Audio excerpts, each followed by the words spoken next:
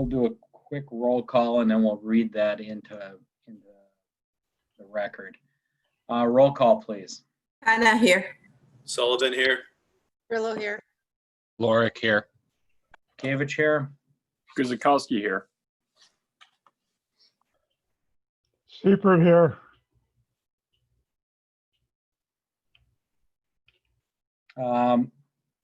O'Donnell's excused.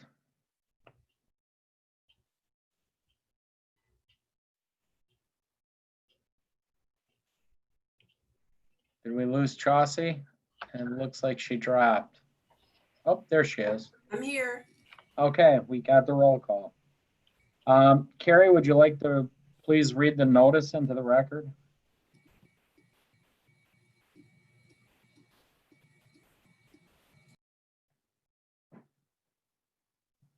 Yes, my screen just paused on me, so I will Okay. ask for, We'll go right ahead and we'll do the minutes in the meantime. How's that? okay. All right, if everybody take a look at the minutes of July the 14th. And see if there's any omissions, errors, or corrections that are needed. And please add to the record that Don O'Dani has checked in.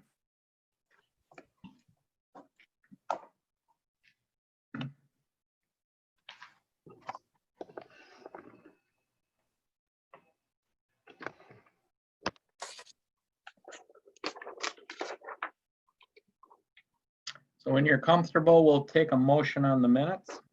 Guzikowski makes a motion to approve the July 14th, 2020 minutes as listed. Seifert seconds. Roll call. Anna, I. Sullivan, I. Grillo, I. Lorick, aye. Gavich, aye. Guzikowski, aye. O'Donnell, aye. Seifert, aye. Chandler, I. Okay. Carrie, how you look for the notice? Okay.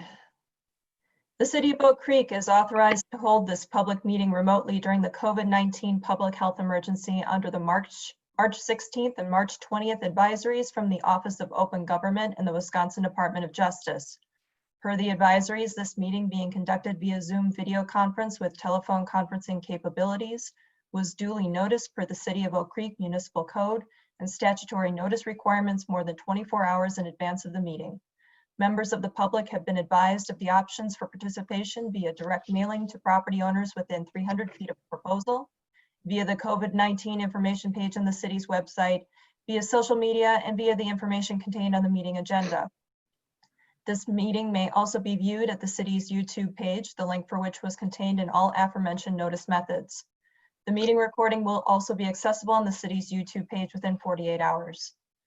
Plan commissioners and participants are initially muted upon joining the meeting.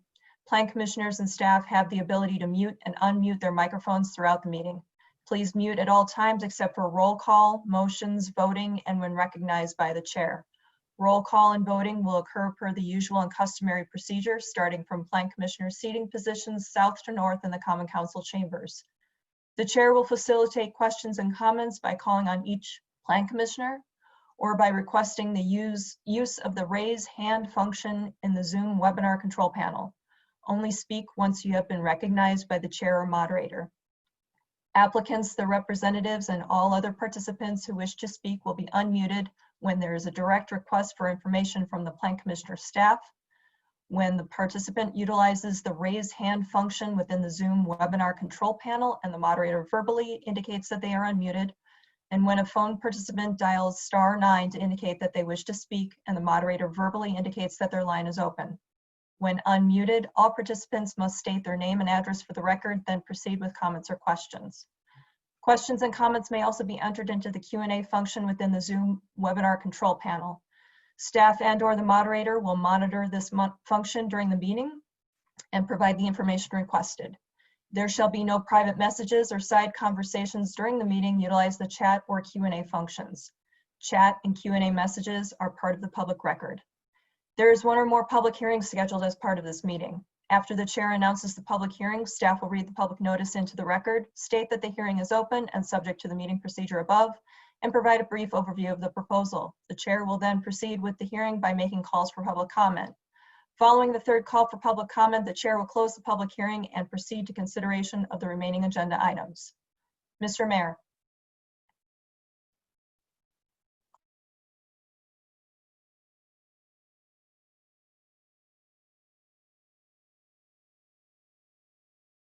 Sorry, I muted after that announcement. I went and muted myself. That gets us to significant common council actions. Once again, we'll ask Carrie to update us on that. Read that.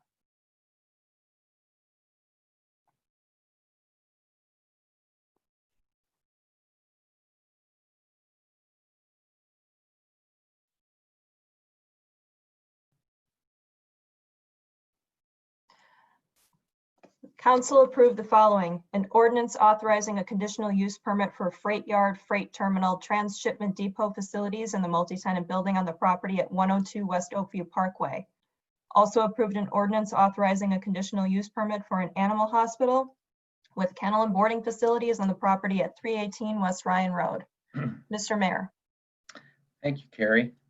Item 5 is our first public hearing, and it's a sign appeal. It is submitted by Bill Gust from Milwaukee Yard. Would allow the applicant to install multiple wall signs in excess of square footage allowed by code on the west, south, and east elevations of a multi-tenant commercial building located at 7727 South Longwater Drive. Carrie, would you like to read that in?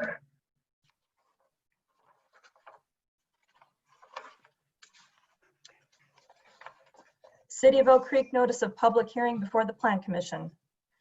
This meeting will be held by video phone conference only. Persons wishing to participate in the video conference, including applicants and the representatives, must register via the website prior to the meeting. The video conference will begin at 5:55 p.m. to allow participants to log in. Attendees who wish to participate by phone may do so by calling the City Hall 414-766-7000 before 4 p.m. on the day of the meeting to obtain a meeting calling number. Persons who wish to view the meeting live without participating may visit the City of Oak Creek YouTube page at the link provided. Persons requiring other reasonable accommodations may contact the city at 414-766-7000. Requests should be made as far in advance as possible, preferably a minimum of 48 hours. A public hearing for a sign appeal will be held July 28, 2020 at 6 p.m. This will be held online via video conference only. The appellant is William Gust, HB Investments, LLC. The tax key number of the property is 784-9031-000. This is a part of that. A new tax key number has not been issued as of the notice. The property location is 7727 South Longwater Drive. That's formerly part of 7869 South 13th Street. The request includes variances from section 170706A, which states in part that wall signs shall not exceed 20% of the wall area on which the sign is located, but shall be no more than 100 square feet for buildings less than 300 feet from the right-of-way. Variances from section 170706J2, which states in part only individual tenants with their own exterior entrance shall be permitted one wall sign. The Plan Commission may permit end cap tenants in multi-tenant buildings, an additional wall sign if it fits in with the architectural design of the building. Individual tenants in buildings and developments with internal entrances only shall not be permitted a wall sign. One wall sign identifying the name of the development or the principal tenant shall be permitted. The area of wall signs within a planned sign program shall equal 1 square foot of signage per lineal frontage of tenant space to a maximum of 100 square feet. If granted, the variances would allow the applicant to install 2 wall signs up to a cumulative maximum of 200 square feet on the west elevation, 2 wall signs up to a cumulative maximum of 200 square feet on the east elevation, 2 wall signs on the southwest portion of the building up to a cumulative maximum of 96 square feet for a non-tenant, and 1 wall sign up to a maximum of 378 square feet on the south elevation, which is the principal tenant, for the multi-tenant building on the property at 7727 South Longwater Drive, which is formerly part of 7869 South 13th Street. The zoning of the property is B4 PUD, Highway Business District. All interested persons wishing to be heard are invited to be present, dated this 9th day of July 2020. Plan Commission, City of Oak Creek, Mayor Dan Bukevich, Mayor, Chairman. This is a public hearing. Those who wish to speak, please do so via the methods presented in the meeting guidelines. Please state your name and address and who you're representing clearly for the record. This hearing is now open. Mr. Mayor. Thank you, Carrie. As Carrie stated, it is a public hearing. We will make 3 calls. Kevin, is there anybody wishing to speak from the public or the applicant? We have the applicant, William Gust. If needed, he didn't have any question or comment, but available for questions.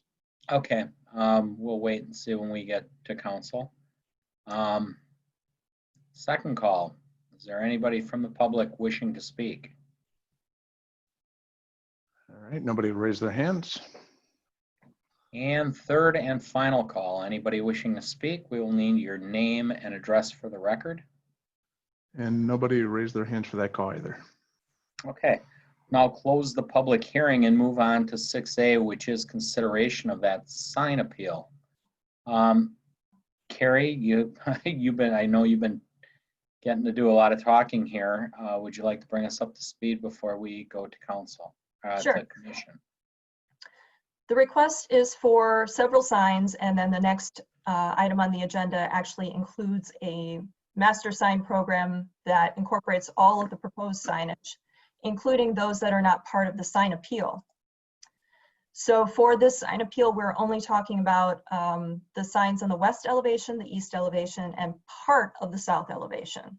So 2 wall signs each, up to a cumulative maximum of 200 square feet on the east and west elevations.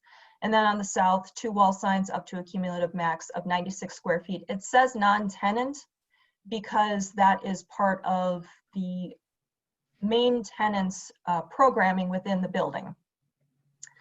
And then also 1 wall sign up to a maximum of 378 square feet for the principal tenant, which is Milwaukee Yard. For those who need to recall where exactly this is part of the Highgate PUD. This is part of the northwest corner of that PUD. So this is actually seen from I-94, and the rest is internal roadways for the PUD itself. So this is not actually seen from 13th Street, although if it's the first building in, it will be seen for a while. Also, same for Drexel Avenue, it's more than 300 feet from both. So the wall signs on the west elevation, this gives you an idea of what is being requested. Again, up to a cumulative total of 200 square feet. So whatever signs would be approved on the west elevation in total could not exceed 200 square feet. What would normally be allowed per code would be a maximum of 100 square feet since it's along I-94. Within the packet are the 2 proposed signs. Now keep in mind that these could change if they were approved by the Plan Commission, as we do not regulate content. We are only looking for an approval of square footage and number of signs that would be allowed within this variance request. Similarly, on the east elevation, 2 wall signs for the main tenant, up to a cumulative max of 200 square feet. This is basically mirroring what would be on the west side. Again, these are the signs that are being requested right now. However, we do not regulate content, so these are just examples of what could be on that east elevation. As for the south elevation, this includes all of the signs that will be requested for the building itself. Pay no attention right now to the portion that says retail. That will be in the master sign plan review. Right now, what we are looking for are the 2 tenant signs that are in red. Again, these are examples of what could be in those locations, up to a maximum of 96 square feet cumulative. And then finally, the main tenant is the Milwaukee Yard. That will be over the main entry element, and this is probably the one that will not change at all. It's identifying the main tenant, it's identifying the main portion of the building where the entry will be. But again, should the name change for any reason, we do not regulate content, but we are looking at the square footage for this particular sign. Here's a rendering showing what those signs will look like. It's a little bit skewed because of the angle, so the Milwaukee Yard looks a little bit small on the west elevation. The active childcare looks a little bit larger than that, but again, a cumulative square footage of 200 square feet. They're not showing the east elevation. It would look roughly the same. Mr. Mayor. Thank you, Carrie. We'll start off with questions from the commission. Christine, would you like to start us, please, if you have any questions? I don't have any question for now. I'm just going to wait till the end and see if there's something else that comes up. Thank you. Okay. Matt? Engineering has none. Dawn? Yes, I have a few questions. As far as I understand it, the way that Carrie outlined it, is that retailers, specific, other than the main tenant, should not have outdoor signs. So my question is the after-school care or after school sports and the birthdays, are they part of the Milwaukee Yard as far as a business, or are they separate entities? Hi, Dawn. This is Carrie. I can answer that question. So the Milwaukee Yard has several programs and offerings as part of the main tenant.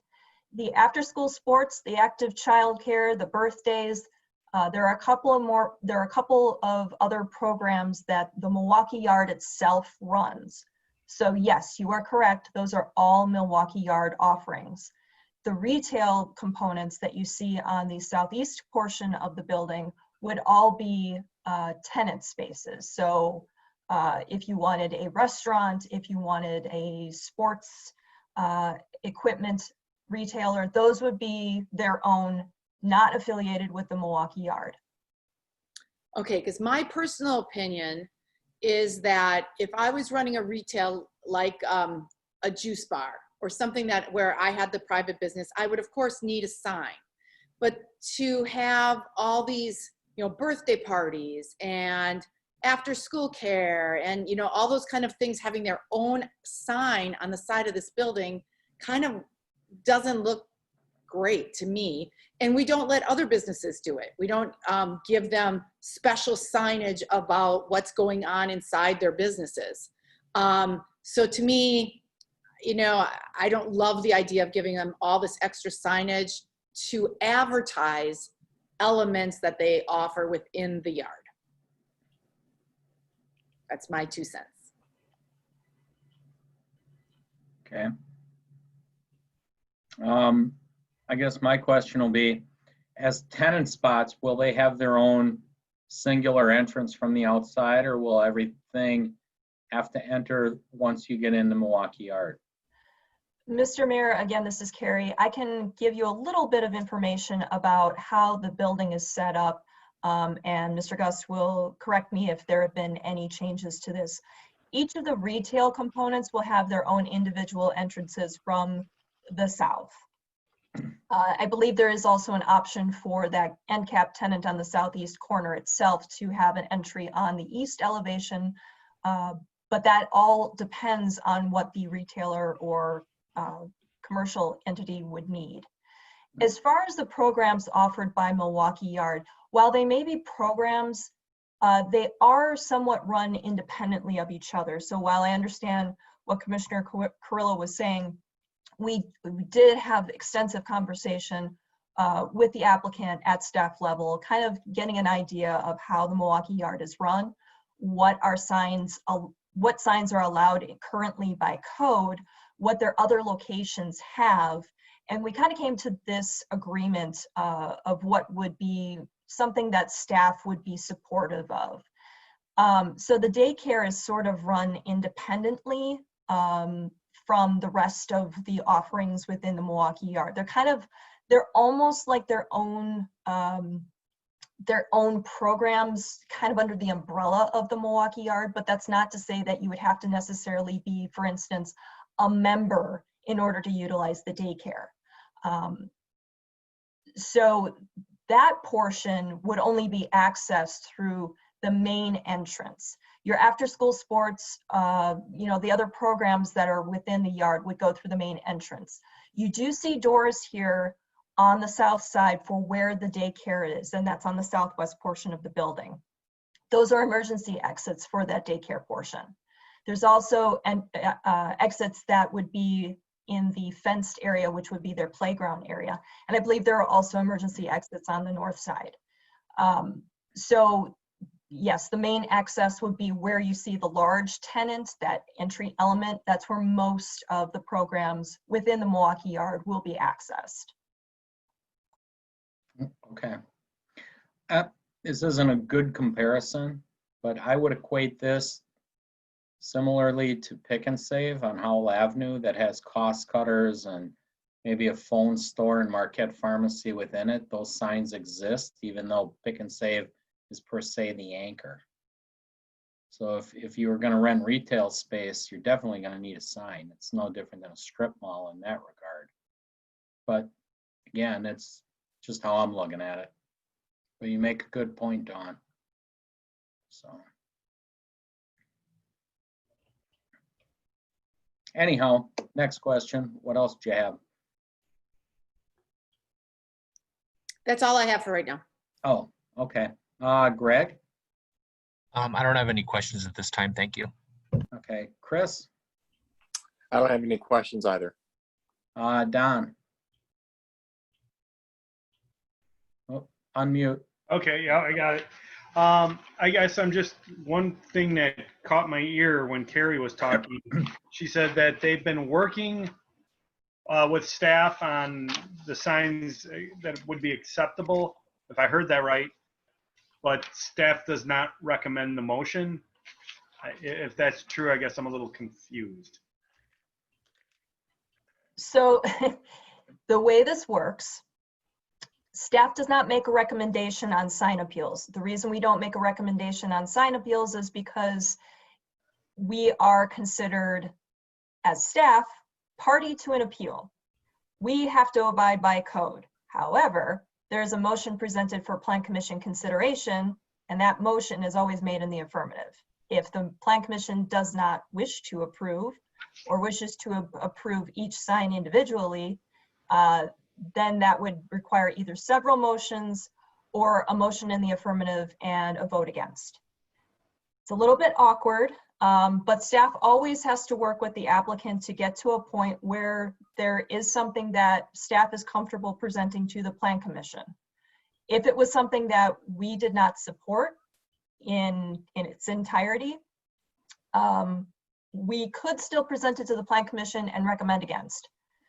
Sign appeals are their own animal because they are an appeal. So this is a quasi-judicial ruling, if you will.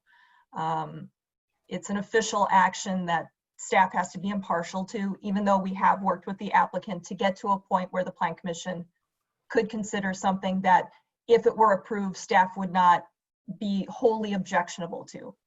I'm dancing around words a little bit here because I have to be careful, but staff is always available for assistance when necessary. All right, I understand. Thank you. No other questions. Okay. Fred? Yeah, I agree with Don. I do have some concern about other tenants and their signs and what effect that may have on the facility. Okay. That's it. Chauncey? I do have a question for the applicant.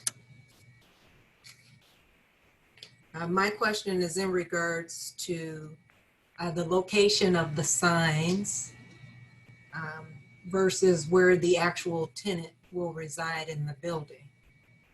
Can the applicant provide more information? Sure, yes, this is Bill Gust here, and thank you guys all for your time and taking a look at this. Where the two signs on the southwest show the tenants, that actually is active childcare is in that. So depending, if we put active childcare, that would be over its location. If we put after school sports or something else, it would not be in that exact location. Okay. And what about the signs on the other elevation? Well, let's see on the east and west side. Oh, thank you. well, Milwaukee Yard is there, and after school sports, yeah, I mean, I guess that's behind the wall because they'll be upstairs. I mean, after school sports tends to exist throughout parts of the building. So yes. Active childcare on the west side would definitely be, that would be by active childcare, and after school sports, yes. On the east and west, those match up with the locations. Okay. And would the other spaces that have retail on them, they would also have their own signs potentially in the future? Yes, and I don't, maybe I think we're supposed to wait till the next motion for the retail or something, but this is just laid out. I don't know whether there'll be one, and I'm sure Carrie will address this. She's doing a very good job and better than I could. Right now we show 8. There could be a maximum of 8 retail, or it could be one person that rents out the whole thing, at which point we'd only have 1 retail sign. And I believe it's 16 feet per unit up to a maximum of 100 square feet. So if somebody rented 2 units, they could put up 1 sign that would be a maximum of 32 square feet. If they rented everything, it maxes out at 100 square feet. I don't know if I should be addressing that now or if that comes up later, but. Okay, and then my next question, is there a monument sign that would also have all of these signs as well? And maybe Carrie knows better than I, but I've gone, and that is not up to me. No, there is no monument sign on my property. And there is talk by Highgate, I believe, that they are going to have a monument sign, but I've not seen any firm plans for it. And for me, these signs are critical. I apologize if I'm diverging here a bit, but we're set back in this development up back in the northwest corner. We don't have direct, sort of access to 13th Street or Drexel. And so it's critical for us as a business to get these signs out there. And then as far as the sign, I think the building's much bigger than, a normal retail building. So just to make everything look proportional, some of the signs are a bit bigger. This is Carrie. Commissioner Chandler, I can answer that question about the monument sign. Although it's not part of this particular item, there would be a monument sign or multiple monument signs that would come before the Plan Commission if necessary for the development itself. There is no individual monument sign proposed for this property. And as I said, the Highgate development sign, while it's being planned for right now, we don't know exactly what that's going to look like. Will it have all of the offerings for Milwaukee Yard on it? Likely not. So this would be one of the opportunities for the Milwaukee Yard to present to its clients and potential clients what is offered within the building itself. And then one additional question, how would you make the signs uniform? Because they seem so different. I'm assuming that question's to me. We do Yes. them all with LED channel letters. But they're each their logo, and I guess we could talk about that. But right now we just use the logos, and well, you've seen the signs, and they are all unified through just LED channel letters. Okay, thank you. Okay. Christine, I'll just pop back to you. Did you have any questions before I go? Actually, yes, I do. After I heard it all, I guess I'm in agreement in the majority that I think a monument sign outside on the entrance of the building will be a more marketable and kind of tell the public who's inside this and what type of retail are inside, and staying with the code with all of those different signing aligning all over the building. In addition, it will be easier if a tenant leaves and come back. It will be easier to replace those signs and not confuse the public who's where and who's who. I do agree with you. It's just we don't have monument sign per se on this agenda item. So we'll take that up at another time. Sure. Really along with the master plan, but point well taken. All right, thanks. I have one additional question. Yes. Carrie, can you put back the slide that was just there with the front of the, yep. So my question is, where you have it in the red outline that says tenant, but then you have it to the right where it says retail. Would those signs that say tenant be that much bigger than all the retail signs on the right-hand side?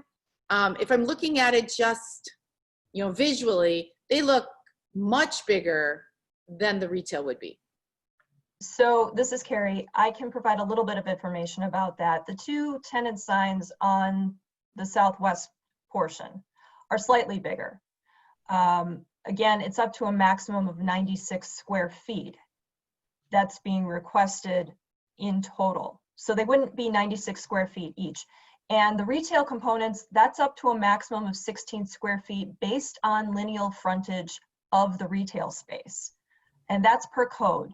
There wasn't any request for any of those retail signs to be bigger than what was allowed by code.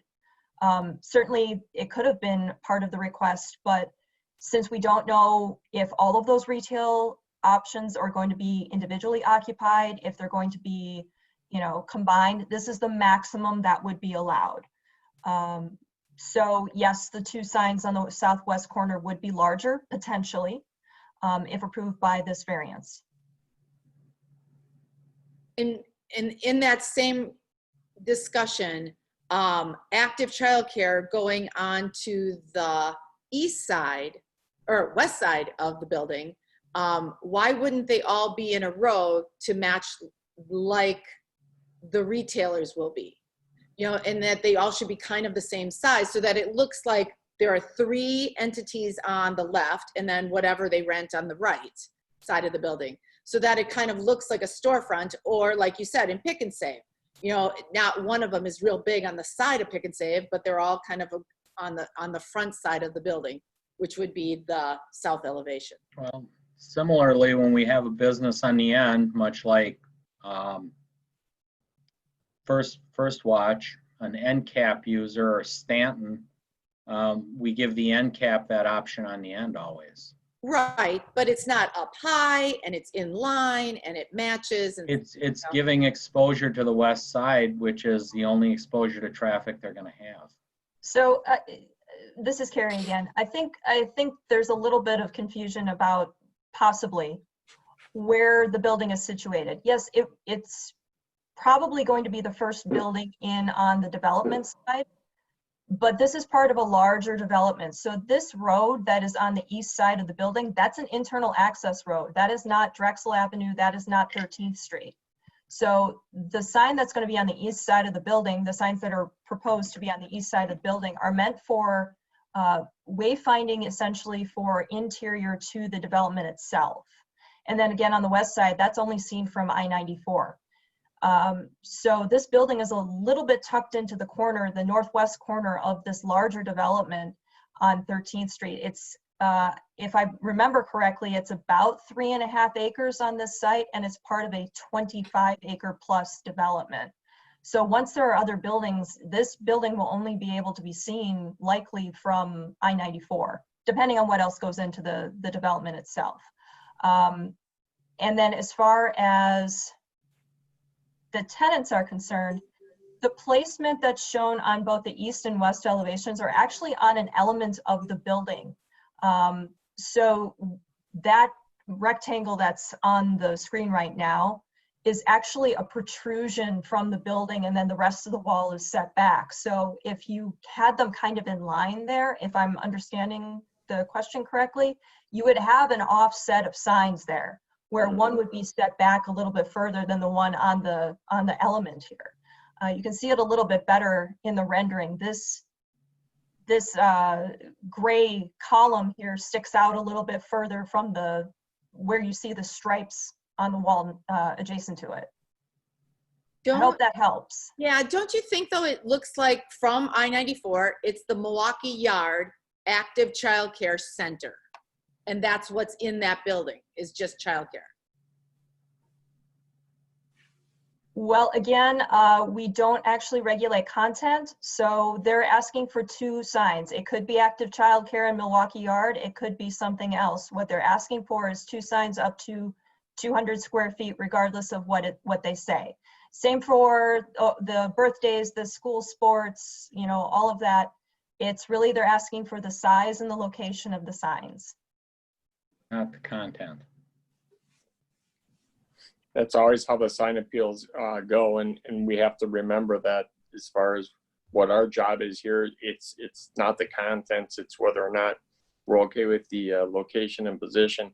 I myself, I agree with the kind of the staff recommending that they worked through this with them, and I do feel that based upon the size of the building, I think this is really appropriate. And to Mr. Gus's point, this, and Dawn, Commissioner Curley, you know, branding. I mean, branding is so vital to everything you do. So it's really important for them to have the branding out there where they need it. So that's all I had to say. Okay. Any other comments before I stick my 2 cents in? Yes, I do have a question for the applicant, or another question. So the intention is to see all of these signs from I-94? No, just the Milwaukee Yard, the active daycare to the west. Just the west, okay. So the side you're looking at is actually do I have this right? The south side of the building, correct? The ones with the retail spots. Correct. Okay. So the tenant spots specific to the applicant, are there entry doors on that side? Yes, there are individual doors to each of the retail components on the southeast corner. So if you can follow my cursor, the signs that are requested on the west elevation will be seen from I-94. The signs that are requested on the east elevation will only be seen from the internal access road, possibly from 13th Street until something else is developed on the east side of the development. The rest of the signs that are on the south portion of the building will be mostly for the main entrances. So I want to make sure I understand this correctly. I saw one main entrance with the large Milwaukee Yard sign. So Correct. would each tenant have an entrance? The retail, it sounds like they would have an entrance, but with the tenants on the other side have entrances also? They do not have their own individual entrances. The doors that are provided are emergency exits. Oh, okay. Okay. Thank you. Okay. I guess I'll kind of go. Again, I'm not too hung up on whether they're birthday signs or active daycare signs. Again, this is a unique building. It houses a sports complex. So that I'm guessing this building is 3 to 4 stories high. Typically, it's going to be a high building, probably about 3. It's going to be visible. It's going to be a landmark on the I-94. So I don't have a problem with those western 2 signs being oversized and the whole deal. Again, getting to that south side with Milwaukee Yard and that main entrance, again, it is the Milwaukee Yard. That sign has to be a certain size to be in proportion to the size of that building. It is a 70,000 square foot building. I find it pretty attractive. I get what they're doing with the signs for the after school sports and the birthday. If they're going to take up the tenant spots, I think Mr. Gus really hit it on the head. Those retail tenant spots remain to be seen. Somebody could come in and rent 3 of those and put in a physical therapy or a runner store, or, you know, as Dawn said, one could be a juice shop or restaurant. Remains to be seen, but Chris pointed out they need to have a sign at some point in time. They won't be the same size as the one that's taken 3 spots, but I think we can appropriately, you know, get over that when they come in for the sign, when they land the tenants, so to speak. I do think they need signage on. If I had a business I would want that signage out there to know my juice bar is there, or my acupuncture place, or whatever's going on in there. I would want some outside signage. No different than any of the stores we got around town square or throughout the area. So I actually think it's a pretty unique building, kind of neat. And I'm sure this doesn't differ much. There is one of these in Naperville, Illinois. I did not Google it, but I'm sure it doesn't vary much from the other ones. So I myself would support it. I'll give you guys one last round and I'll call for a motion. Anybody?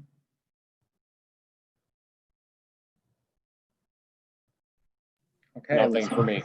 Okay, somebody like the motion on 6A? And again, as Carrie said, you're gonna motion the way it goes in the affirmative. If you want it, would be a yes. If you denial, would be a no. Am I correct in that, Carrie? That's correct. And if you would like to consider the signs individually, if there are concerns about certain signs rather than the entire package, you can certainly make individual motions for each of the signs.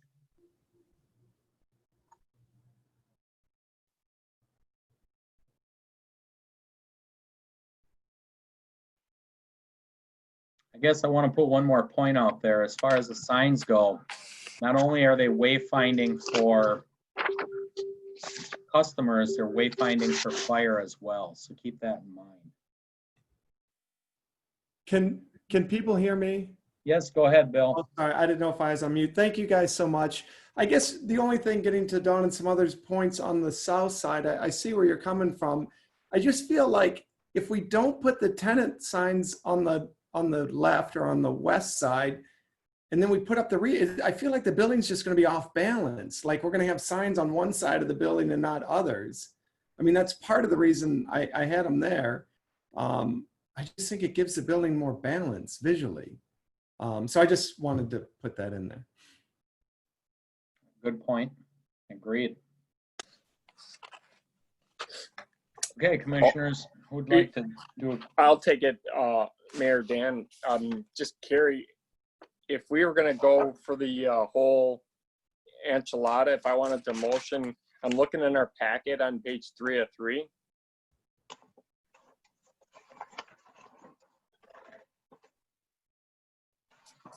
Would that be the emotion I would want to put forward?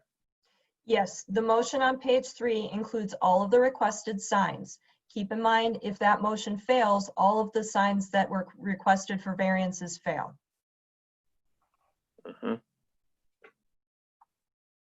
And you are not voting in this instance on the retail component. You are only asking for a motion on the west elevation, the east elevation, the large tenant space, and then the 2 tenant signs on the southwest portion.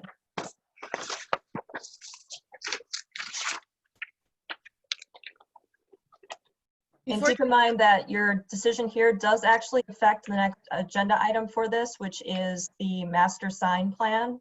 The master sign plan, even though we're getting ahead of ourselves, does incorporate all of the signs that you see before you. So if this has any changes, that will affect your approval or your consideration of approval for that master sign plan as well.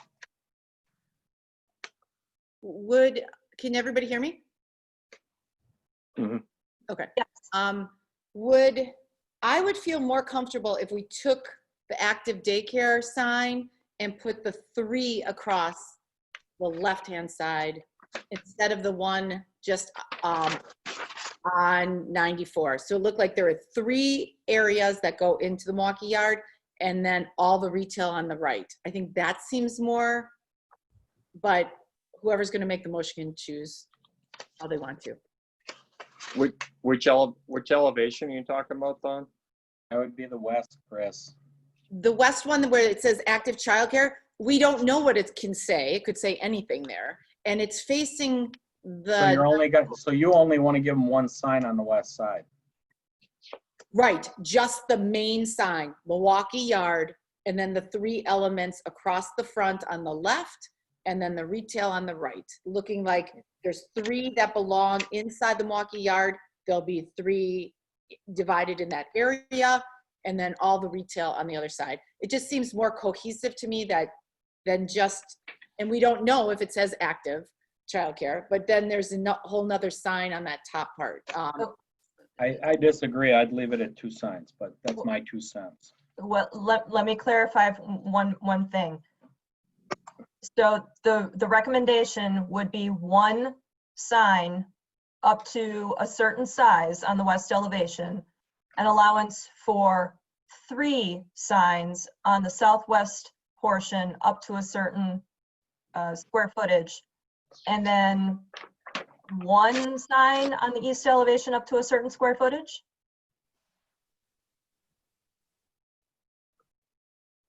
Yes.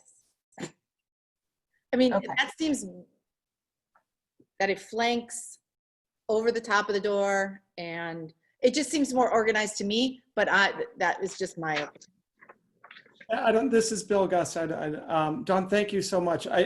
For me, that's a little bit, I mean, those west signs are critical because that's all I really have visibility is I-94. I agree. These tenant signs on the front, I kind of put them there on the south side just to balance the retail. I just thought it would look kind of odd having them on one side. And if we want to move those to 3 to balance it better, or, you know, that's fine. But to take away, you guys are in control of it or whatever, but to take away that west sign, that's just a killer for me. The daycare is a huge component of our business, and it's one that we need to get out there. It's not like a daycare for like when you go to Lifetime or some sort of fitness place and we just watch kids. It's a full service daycare for 150 kids. It's a huge integral part of our business. It needs signage, and we can't get any signage anywhere except on, you know, I-94, given that where we're tucked back into this development. So I just thought that might be important for people to hear. Great point, Bill. Another quick question for Bill. So Mayor Bukevich said you have another location that's similar to this. Can you speak to how the signs are oriented on that building? Sure. And I have 2 other locations. One is Westmont Yard, and it's located on 63rd Street in Westmont, Illinois. And 63rd, I guess, would be similar to, you know, traffic pattern of Drexel.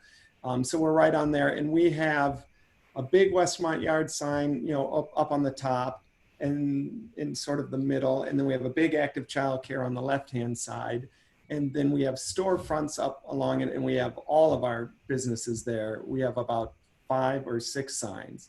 And I had originally gone to Carrie when wanting to put signs over all 6 of them, A, to give balance to it, and B, we've got all these businesses. It's birthdays, it's after school sports, it's Mighty Tykes, which is our little soccer program, and it's a couple others.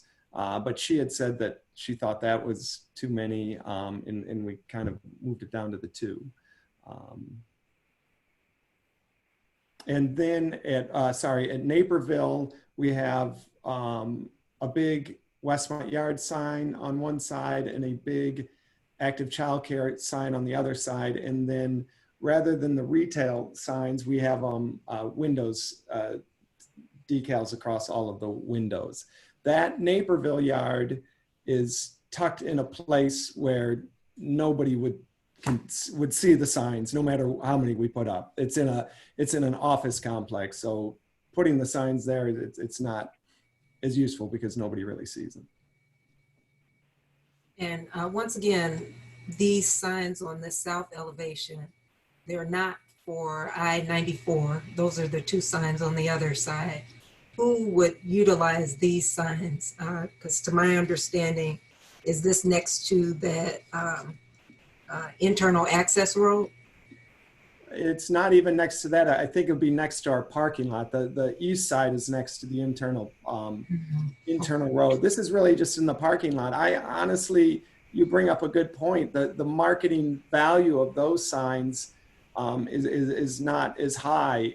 I really think I did it just to balance it. It seemed odd to me and everybody can have their own opinion. It seemed odd to me to have a bunch of retail signs on the right-hand side. It might be 1, it might be 2, it might be 8, depending on how many people we get, and not have any on the left-hand side. That just, I think, to me, I was trying to make it aesthetically pleasing and balanced. Thank you. Chris, would you like to make the motion? I would like to make a motion. I'm going to trust the rest of the commissioner. I'm going to make one faith effort here to go with the motion for all the signs in one fell swoop. So I'm going to make Guzikowski makes a motion that the Plan Commission approves sign variances allowing the installation of 2 wall signs up to cumulative maximum of 200 square feet on the west elevation, and 2 wall signs up to 200 up to 2 cumulative maximum of 200 square feet on the east elevation, 2 wall signs on the southwest portion of the building up to the cumulative maximum of 96 square feet, non-tenant, 1 wall sign up to a maximum of 378 square feet on the south elevation, principal tenant, for the multi-tenant building on the property at 7727 South Longwater Drive. Seifert seconds. Roll call. Hannah, aye. Sullivan, aye. Grillo, no. Laura, aye. Kavich, aye. Guzikowski, aye. Aldani, aye. Seifert, aye. Chandler, no. Okay, motion carries. Next up is item 5B, and that is again a public hearing on a proposed sign appeal again by Barrett Low Visionary. And the applicant would like to install a monument sign on the east property line at 8001 South 6th Street. Carrie.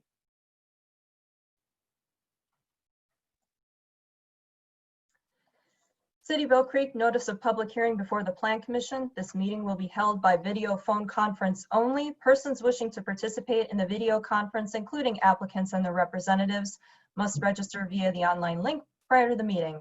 The video conference will begin at 5:55 p.m. to allow participants to log in. Attendees who wish to participate by phone may do so by calling the City Hall 414-766-7000 before 4 p.m. on the day of the meeting to obtain a meeting call-in number. Persons who wish to view the meeting live without participating may visit the City of Oak Creek YouTube page at the link. Persons requiring other reasonable accommodations may contact the city at 414-766-7000. Requests should be made in as far in advance as possible, preferably a minimum of 48 hours. A public hearing for a sign appeal will be held July 28, 2020 at 6 p.m. online video conference only. The appellant is Richard Barrett, Barrett Low Visionary Development. The tax key number for the property is 813-906-0000, and the property location is 8001 South 6th Street. The request is for variances from section 170705A, which states in part, single-family, two-family, and multifamily residential development signs not to exceed 6 feet in height and 48 square feet in area on one side and 96 square feet in area on all sides, placed at the entrance to a subdivision or development. Said sign shall be located no closer than 10 feet to any street right-of-way, nor closer than 10 feet to any side or rear lot line. If granted, the variances would allow the applicant to install one 16 feet 2 inch by 4 foot 4.5 inch ground sign less than 10 feet from the east property line and street right-of-way for the ParTerre from multifamily residential development on the property at 8001 South 6th Street. The zoning of the property is DTS MUPDD, Drexel Town Square Mixed Use Plan Development District. All interested persons wishing to be heard are invited to be present. Dated this 9th day of July 2020, Plan Commission, City of Oak Creek, Wisconsin. Mayor Dan Bukevich, Chairman. This is a public hearing. Those who wish to speak, please do so via the methods presented in the opening guidelines, and please state your name, your address, and what you're representing very clearly before you speak. This is a public hearing and it is now open. Mr. Mayor. Thank you, Carrie. As Carrie said, it is a public hearing. We'll make 3 calls via video. Kevin, this is the first call. Do we have anybody wishing to speak? All right, we have on the call the architect, the agent for the developer, and the construction manager. They are all here to answer questions if needed. Otherwise, there's no hand raised at this time. Okay, thank you. This will be the second call. Anybody wishing to speak? All right, no hands for that call either. And third and final call. If you wish to speak, please use the raise hand function on the screen. And no hands for that one either. Thank you, Kevin. We'll now close the public hearing and go on to consideration, which is 6C for those keeping track in the agenda. Carrie? The request is for a monument sign. This is part of Drexeltown Square, and Drexeltown Square's monument sign guidelines do not actually include allowances for residential developments. They're only for commercial developments. However, they do reference where those signs that are not specified in the master plan, those actually have to comply with code, which is why we're back to requesting a variance from section 1705, whatever it was, sorry. The monument sign is greater than 48 square feet per side, which is the maximum allowed by code, and it is actually less than 1 foot from the right-of-way. So that's why we're here today. It's too large and too close, essentially. So right now on your screen is the location of where the proposed monument sign is. It's a little bit difficult to see. It is, and if I can get this to work, if you can follow my cursor, this is the location of the proposed sign. And this dashed line here is the extent of the property line. The existing sidewalk is public right-of-way. And what is on the screen right now is just showing you how this is proposed to be uplit. There are LED lights in each of these red dotted lines here. Those will be in the ground to uplight the proposed sign. And here is a diagram of the proposed monument sign itself. You can see that while it is no taller than what is allowed by code, the overall elements would be more than 48 square feet. And here's a rendering. This is an update from what was included in your packets. We did have one question with regard to where the address numbers would be located. And rather than putting it on the monument sign, which is what is technically required by code, since it is so close to the building, their proposal is simply to put it on the building instead. We would have to follow what is required for emergency services. So if there are no objections from the fire department, this is where they are proposing the address numbers to be located rather than the monument sign itself. Mr. Mayor. Thank you, Carrie. We'll open it up to the commission. We'll start with Commissioner Chandler. We'll reverse. I do have a question for the applicant. Can you provide a little more information on specifically the location of this sign and access to it by those that are passing by, either the front of the sign or the back of the sign?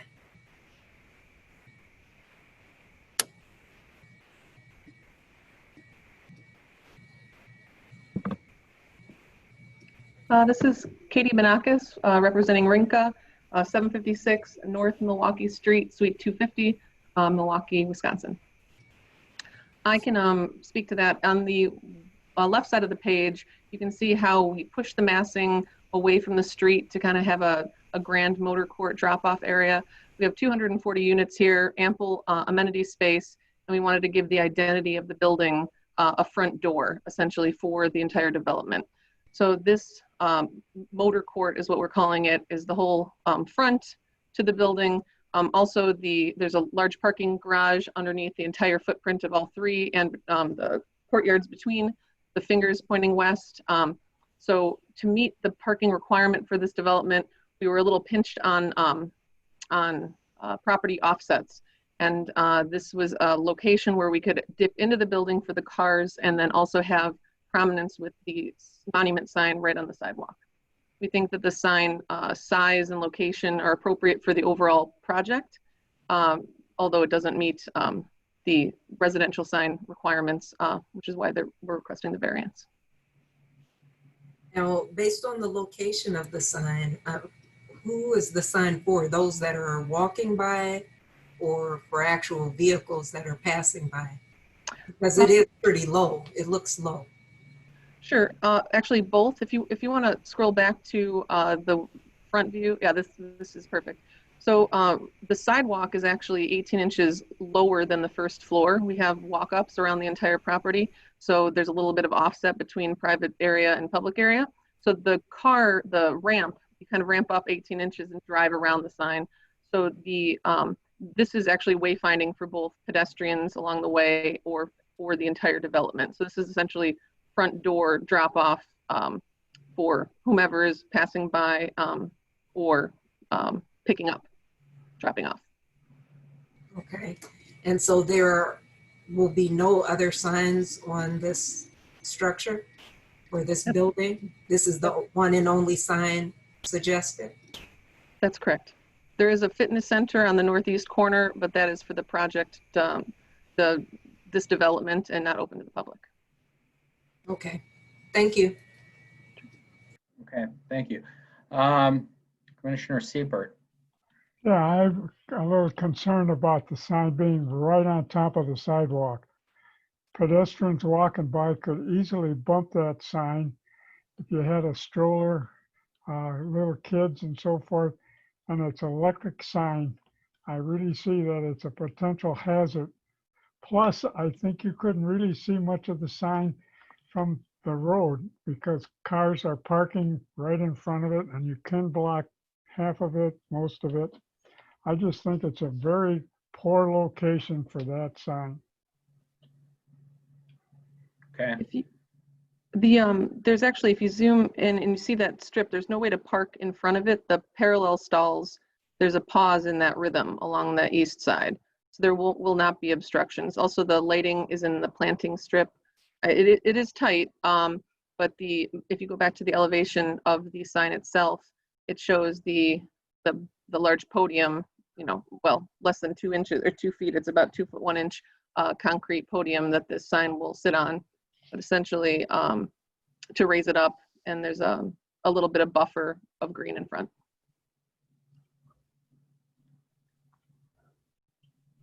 Okay, is that it, Fred?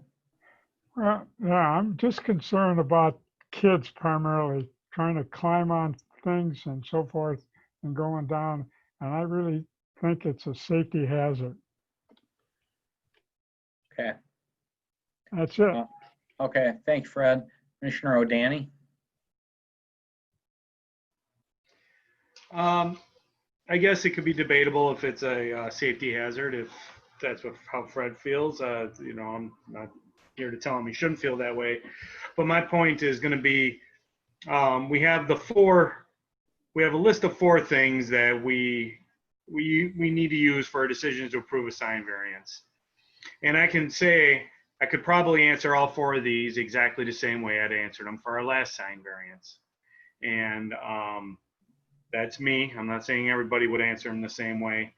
And in order to be consistent, if we're going to do sign variances and we're going to answer these 4 things the same way, then I should vote the same way, or we should approve or disapprove the same way. So it was more of my point than an actual question. And that's all I really have to say about it. Okay, thank you. Chris? Yeah, could we please scroll back to the street view again? That's it. So the green is representing the sidewalk, right? That's correct. Okay, and then the gray. Oh, so is the gray sidewalk, or is the green that's in front of the gray the sidewalk? The rendering is not completely accurate. The site plan is much more accurate. So the property line, if you go to the first floor, there we go. So if you zoom in, the green strip is larger in the rendering than it is in the compared to the survey. Okay. yeah, this is accurate. Okay. That answers all my questions. Thank you. Okay. Alderman Lorik? I don't have any questions. Other than, was there any thought given to putting it in the, I guess, closer to the building or in maybe one of those flower bed areas versus right up on the sidewalk? Actually, I mean, we studied this early on in 2016, and we looked at a bunch of different options. We thought having it kind of front and center where you drive around it, you engage it more with the vehicle.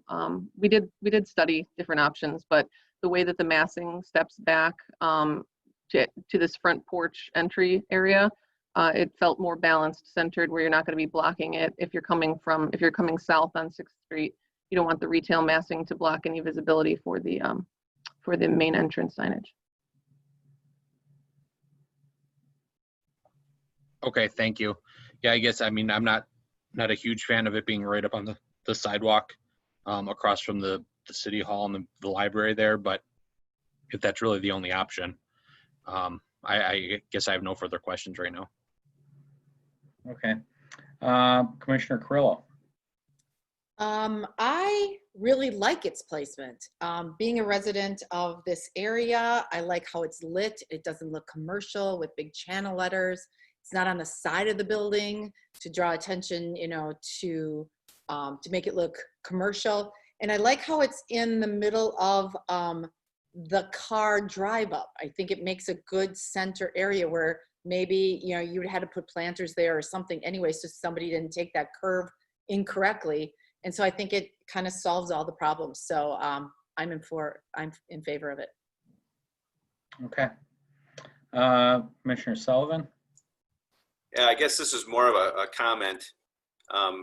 Obviously, it's not an encroachment into the public right of way, so that erases any concern from engineering. But as far as closeness to the right of way, we have 0 setbacks on buildings in the entire development. We have planters that sit 18 inches above ground where you're walking. We have a numerous amount of things that aren't even, you know, remotely outside of the walking path. So this sign to me it's out of the walking path. It's a foot off. It is a shy distance of about a foot, which is acceptable in some areas. I don't have any concerns, nor does engineering. I kind of echo the placement of it that Commissioner Carrillo has. So that's just our thoughts out of engineering. Thank you, Matt. Commissioner Hanna?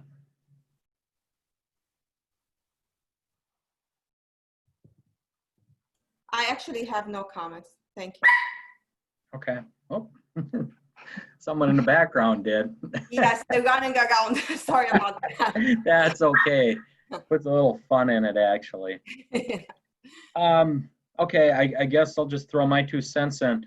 I agree with Commissioner Carrillo. I agree with Commissioner Sullivan.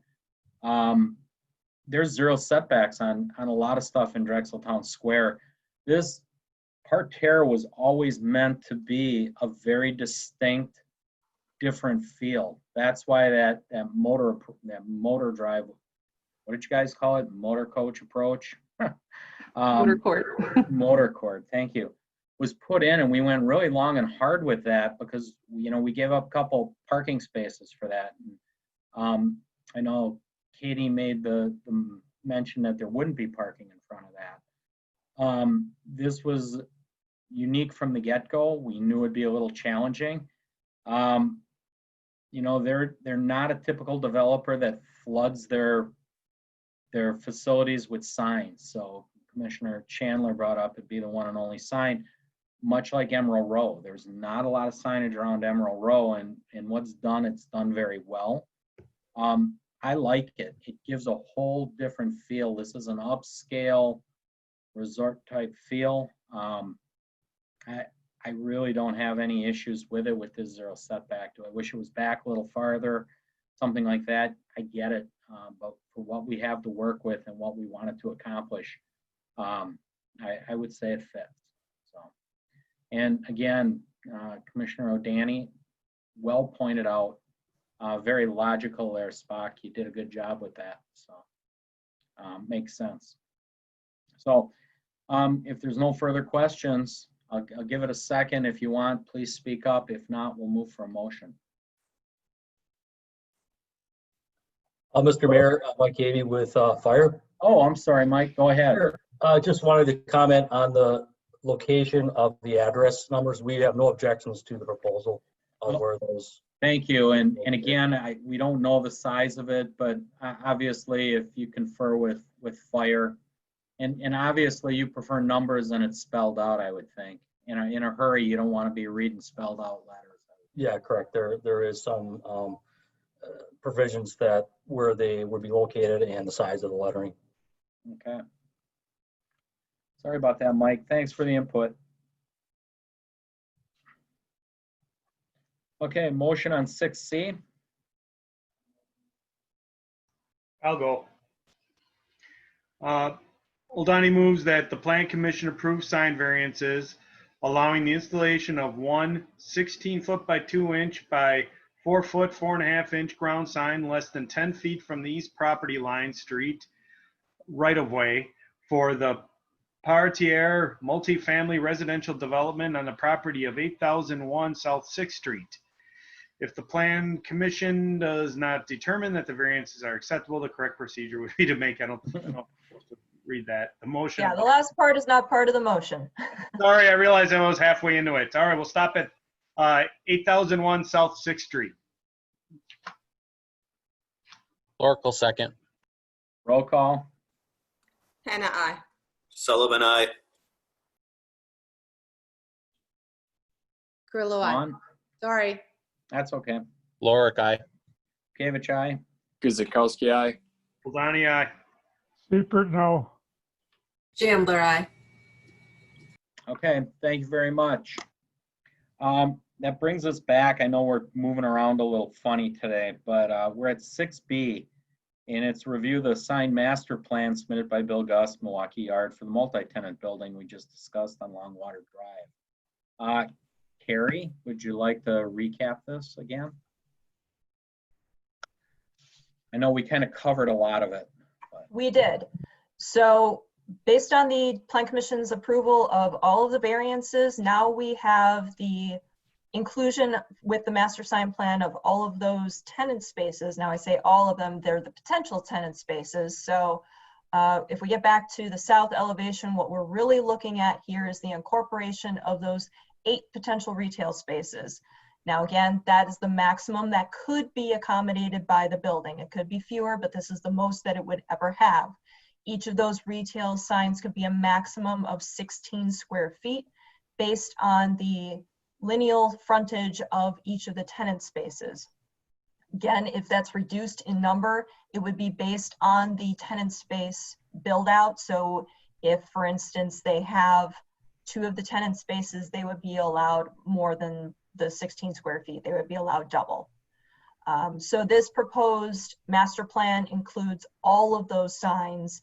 And if the Plan Commission, and just to make clear, there are no signs that are proposed or requested on the north elevation. This is the elevation that actually faces the Hub 13 multifamily development to the north. So this is at, being mindful of where the building sits in the development as well as that development to the north. So again, this is what the proposed rendering would be for those signs. Again, the content of the signs could change a little bit. Most of the signs have been kind of chosen already. We're not looking at content, we're looking at placement and number and size. So with all the variances that were approved, this would be in conformance with everything that would be required by code. So if the Plan Commission is satisfied with that master sign plan, there is a suggested motion for approval on the screen. Mr. Mayor. Thank you, Carrie. I'll open it up to the commission. We'll start Commissioner Hannah. Nothing here. We already discussed it, so I'm good, thanks. Okay, Commissioner Sullivan. The same. Commissioner Carrillo. No questions. Alderman Lorick. No, thank you. No questions. Commissioner Guzekowski, No questions. Commissioner O'Dani, No questions. Commissioner Siebert, No questions. and Commissioner Chandler. One quick question for Carrie. I just want to make sure that I'm understanding this. Go ahead. So the master sign plan, we're identifying only the tenants, all the signs, the tenant signs on the 2 elevations or 3 elevations, along with the retail signs. So it includes all the signs to say this is okay to have in their sign plan. Is that correct? The master sign plan would be all of the proposed and allowed wall signs for the development. So the 2 signs on the west elevation that were approved, the 2 signs on the east elevation that were approved, and all the signs that you see here on the south elevation, the large tenant, the 2 tenants on the southwest, which were approved in the variances, and each of the retail spaces, these are the maximums. And this does not include a monument sign? It does not include a monument sign. Okay, thank you. Okay. I have nothing, so we will look for a motion on 6B, please. Seifert moves that the Planning Commission approves the master sign plan submitted by William Gust, HB Investment LLC for the Milwaukee Yard multi-tenant building at 7727 South Longwater Drive. Guzekowski, second. Okay, you go first, Chris. He beat you to it. Roll call. Hannah, aye. Sullivan, aye. Carrillo, aye. Lorick, aye. Gavich, aye. Guzekowski, aye. O'Dani, aye. Seifert, aye. Chandler, aye. Okay. Good luck, Mr. Gus. Again, looks like a great facility. We're looking forward to it. Thank you guys so much for your help on all of this. You're welcome. Item D, certified survey map, something a little different, submitted by Michael Faber, Ryan Business Park, and dividing and reconfiguring the properties at 1001 and 1199 West Ryan and 9540 South 13th. Carrie, if you would, please.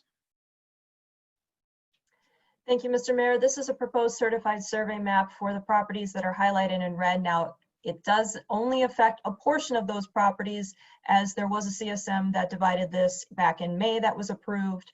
The current zoning for the area is B4, M1 PUD, FW floodway, and FF flood fringe. What we are talking about here is a redivision of Lot 6 that was again approved back in May of this year. This is to divide into public right-of-way for ParTerre Court that gives access from Ryan Road into the development terminating at Amazon. Outlot 5 for the stormwater infrastructure for the park, as well as the proposed monument sign that will be at the entrance to the park. And also Lot 8, which is a little bit interesting. It's a unique feature for the park for an historical monument pocket park. This is going to be a unique feature that will be a public component to the park and is currently in development, and we are currently working with the applicant, and you will see that at a future meeting. So we're talking again about Lot 6. This certified survey map was just recently approved and recorded. So that is CSM number 9242 for those keeping score. And again, these are the parts that are going to be divided out of that Lot 6. So ParTerre Court is a varying public right-of-way. Again, entry off of Ryan Road terminating into a cul-de-sac that is private onto the Amazon property.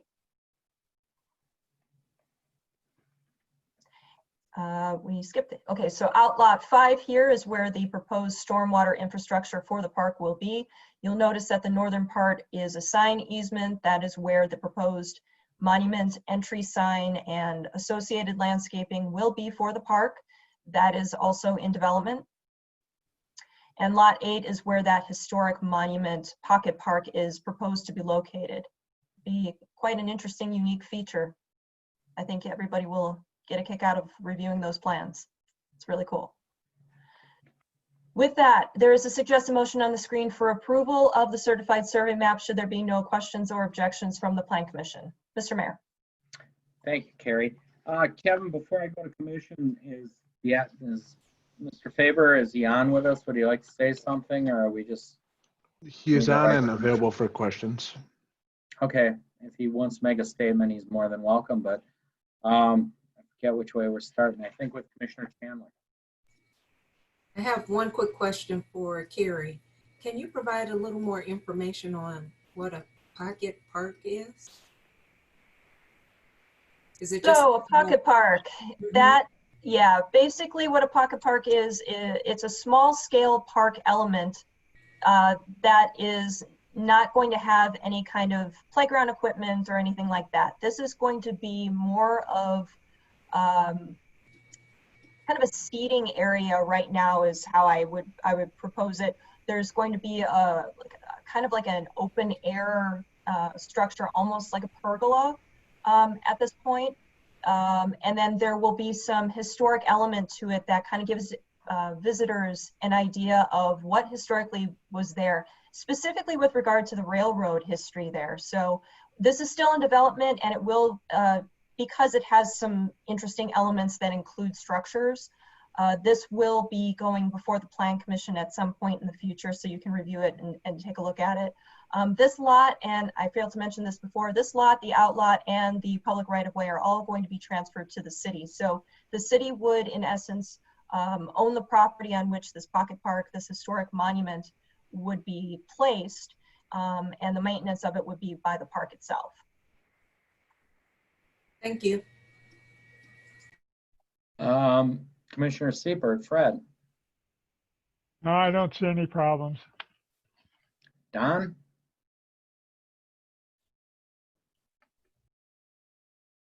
No questions. Chris? No, other than I concur with Carrie's assessment. I was privy to seeing a little sneak peek of what's going on with this, and this is really impressive. So I look forward to everyone else getting to see it soon. Okay, thank you, Chris. Dawn? No, I'm sorry, Greg. No questions, thank you.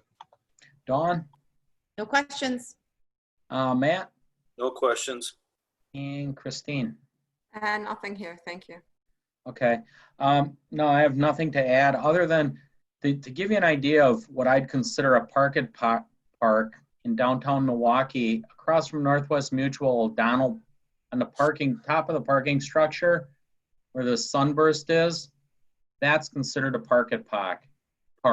Just something very small. You kind of walk, there's some sitting, some historical or a sculpt in it, and that's about it. And as Chris said, it's really just a walkable little park. It's neat. It's kind of neat, and it's a good use.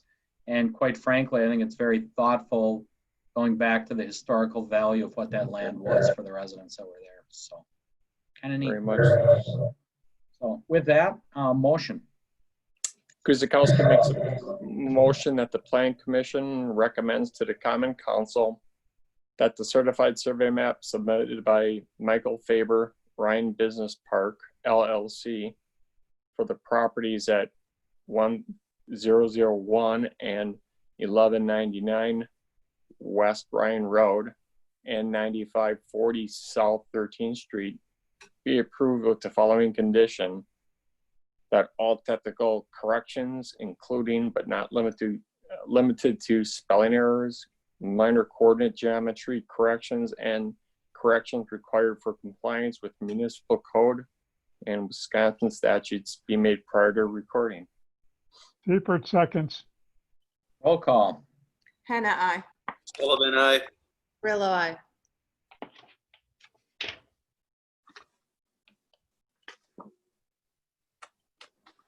Greg, you with us? Seibert, aye. Sorry, I was mute. Aye. Lord, Okay. aye. We're kind of Bukevich, aye. Guzikowski, aye. Ladani, aye. Seibert, aye. Chandler, aye. Okay. Thank you very much. We look forward to that. And again, you'll see when it's complete, it'll come through here for approval. Neat little park. Item E, review site, building, landscape, and related plans. for the Brentwood Animal Hospital for a new animal hospital facility at 318 West Ryan Road. Carrie.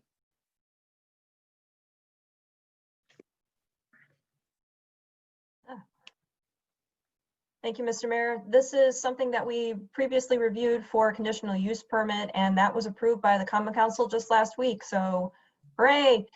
We do not have signed conditions and restrictions. I apologize for not including those in the paper packets, but we did have a recent review of those, and they were approved by the Common Council. So we will get those signed very shortly, and they are there for your reference. The current zoning for the property is B4 highway business with that conditional use permit.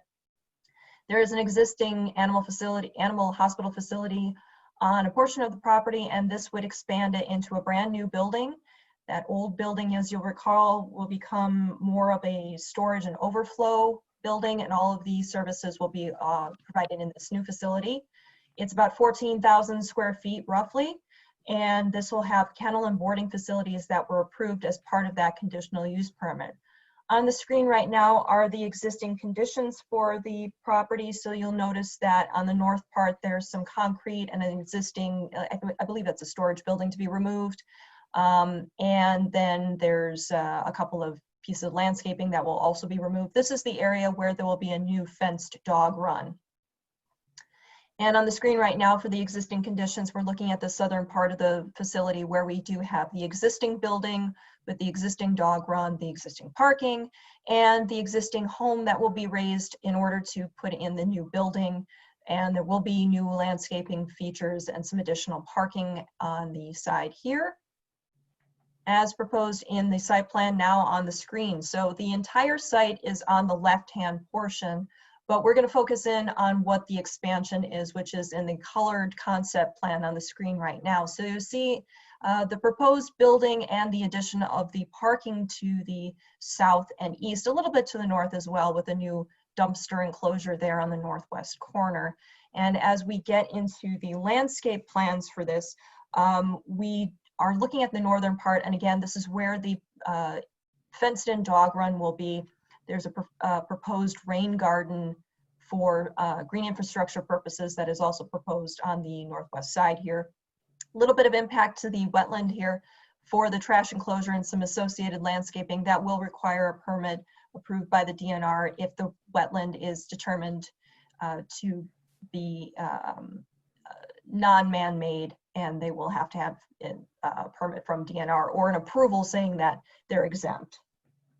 I believe that there was just a little bit having to do with the landscaping, and that is a few missing details with regard to the heights of the proposed plants at installation versus maturity. Now, we've been working with the consultants on this, and we've been assured that those plantings will meet the code requirements. So that'll be in a revision at a later date. And just a reminder that all ground building and rooftop mechanical units, utility boxes, and transformers must be screened by code. So that's either going to be through landscaping, or if on the building through some kind of parapet or roof element that would hide those rooftop mechanicals. And there is a transformer that's been identified, and it's not on this particular plan. It was identified in a previous plan where it was located or proposed to be located in this landscape island here. If that is going to move, then we'll just need to know where it is and how it will be screened at a future date. Turning now to the building itself. This is a single story with partially exposed basement. So that's why we have this kind of step down here as we're looking at the west elevation. The building itself meets all the setbacks and dimensional requirements. I did fail to mention that the proposed hours of operation are not really proposed to change much, and that was reviewed in the conditional use permit. There will be an increase in staff. Doctors will be increased to 7 from 5, and associates within the building to support those doctors increased to 25. And that has an effect on the parking that was also reviewed as part of the conditional use permit. The site plan includes 56 stalls, and there would be a requirement for 51 with the increase in staff. And that's for the new building. Since the existing building is only going to be used for storage and overflow at this point, there's not going to be any services provided in that building. We're not counting that as being needed in the parking count. So on the screen, we do have the elevation for the west portion of the building. That incorporates LP SmartSide lap siding. And this was part of a material sample that was emailed to the Plan Commission earlier. Staff had an opportunity to review those materials in person, and we do have a few concerns with the use of the LP SmartSide based on that submission, and we are recommending a fiber cement product instead. That was listed or provided as an alternative to the LP SmartSide. Now, in code, neither one of those is listed as an approved exterior building material. So whichever one the Plan Commission approves, either the SmartSide as presented or the fiber cement as an alternative, that would require a 3/4 majority approval per code. The rest of the building materials include 4-inch brick veneer. That's on the west and the southwest. You can see this kind of gray massing here. That is most of the brick. There is an ECM panel accent canopy on the southwest, and we'll get to that as we turn around here. It's kind of this white decorative element, and you'll see it better in the renderings, how that is going to be part of kind of like this canopy for their main entryway. The rest of the building includes aluminum storefront windows with pre-finished aluminum wrap accents and canopies. So on the south elevation here, again, we're looking at quite a bit of glass, some brick, and that LP SmartSide in 3 different colors here. The main entry again is on this southwest corner. There are various doors throughout the building for various portions to be accessed either internally only for rooms or for dog runs or what have you. But the main entry where everybody is going to be entering this facility is on the southwest. And the east elevation, this is what you would be seeing as you were traveling westbound on Ryan Road. But again, this steps down with the elevation, so you'll likely only see about the corner, and there's going to be landscaping on the east side as well. But based on the floor plans, this is where a lot of the exam rooms and things are going to be. Exam rooms I use loosely. That's something that'll be more concrete for the applicants to determine in terms of where everything will be situated within the building itself. And then finally, moving to the north elevation, you'll see a couple of things here. One, you'll see a large retaining wall. That is required for a number of reasons, including the change in elevation. And these overhead roll-up doors are glass because that's where the kennels are going to be. So it's a great opportunity for those who are boarding and kenneling their animals there to kind of get some natural daylight, and it goes right out to that rear dog run. So that's a perfect opportunity. Also over here on the, what would be the northwest corner of the building is a little potty area, as they're calling it. There's a door on the west side that goes out to this kind of overhang area that's a little bit walled in for immediate needs, shall we say. Now, as far as the materials are concerned with the LP Smart Siding, I did mention that code requires a 3/4 majority approval, whether it be the fiber cement or the LP Smart Siding that is approved by the Plan Commission. The code section also that's relevant here is the section that states the facade of a manufacturing, commercial, office, institutional, or park building shall be finished with an aesthetically pleasing material. A minimum of 75% of the visible perimeter shall be finished with an acceptable glass, brick, or decorative masonry material. So there's actually 2 modification requests here.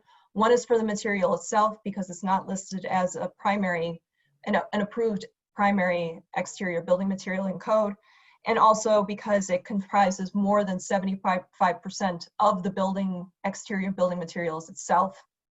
That will require a modification. The applicant's consultants provided a little bit of an information piece in an email that was also forwarded to the Plan Commission with regard to the modification request. They state, we feel we have supplemented the design by increasing the height of the reception area and the addition of a quote-unquote waterfall element at the entry as seen as in the submitted exterior elevation drawings. That is in support of their modification request for the building material itself. So it will be up to the planning commission to determine which of the materials will be acceptable and whether or not, as proposed, with the percentage of materials on the exterior of the building is acceptable as well. There was a previous mention of a trash enclosure, and that is proposed to be match the building in terms of the materials and color. They're proposing for that to be made with LP SmartSide, and as was mentioned in the staff report, we do recommend that trash enclosures be a masonry product. Now, I understand that there's 4-inch brick on a portion as a decorative element for the building, but CMU or something to match kind of the color and aesthetic of the building for the trash enclosure is something that we're recommending, and it's actually not just aesthetic. We're recommending this based on an incident that we encountered recently within the last 2 years where there was a trash enclosure that had been constructed with a fiber cement product actually. That enclosure actually caught fire. So what we're recommending that the masonry be used more as a safety element to prevent such some kind of fire. Can't imagine what that would actually be. We were told that the fire may have actually been started either through ash or through an errant cigarette. It does happen, and we really just are mentioning this for safety to prevent such another event from happening. The chain link gate for the trash enclosure itself, we have no issue with that. We recommend something that's more sturdy, but a chain link gate enclosure is just fine. Incidentally, the fencing for the dog run that was previously mentioned, that will be 5 feet tall. It will be chain link fence, and that will not have privacy slats. Now, while the Plan Commission does have the authority to determine what the proper opacity of fencing will be, there are 2 reasons for not including privacy slats for that chain link fence. One is at the request of the doctors. There's a number of reasons for safety in that regard, and 2 is actually for the safety and the security of the dogs. The privacy slats, they've said, actually cause anxiety in some dogs and would cause them to bark more or kind of act out. So staff has no problem with the dog run on the north not actually having any privacy slats, even though it is proposed to be a chain link fence. Right now on the screen, you're seeing the proposed floor plan. This is for the basement. The only area that I want to highlight is this is the kennel area that may change slightly, the kennel and boarding area. The rest is proposed to be either unexcavated or just open space. And then the floor plan for the main level, these are the areas that are internal surgery, exam rooms, offices, etc. And this portion here that's highlighted, this is on the south end. You'll see the entry vestibule and the reception area here on the southwest corner. Moving on to the renderings. So this is the southwest corner that we were just talking about. You can see a little bit better that decorative ACM panel entryway here. And this is on the southeast corner. This is a little enclosed, they're calling it a family patio area that comes directly off of one of the rooms. And this is a portion of the northwest. You can get an idea of how that dog run encloses quite a large area and is directly where those overhead roll-up doors are from the kennels. And you can also see a little bit of how that potty area works off to the side. Now, we did see some signs on the building here. They are placeholders at this point. We will need to work with the applicant to ensure that either the signs are compliant with code or go through the variance process as necessary. The site plan did show 1 extra monument sign. While the setbacks for that sign look to be okay, there is a limitation for 1 monument sign per street frontage, and there is only 1 street frontage. So either the existing sign would have to be replaced, or they would have to request a variance through the sign appeal process in order to have 2 monument signs. Something to think about, something that we'll be looking at a later date. So again, signs are placeholders. They are not included as part of this review for tonight. If the Plan Commission is satisfied with the plans as presented, there is a suggested motion for approval with conditions 1 through 4. Mr. Mayor. Thank you, Carrie. Well, Are the applicants, do they wish to say anything? Kevin, are they with us if they'd like to say anything before we start? Or do they just want to wait on questions? Yep, we have the owner's rep, Brad Egan, who just raised his hand. Okay. Please put Brad on. All right, Brad, you should be able to speak.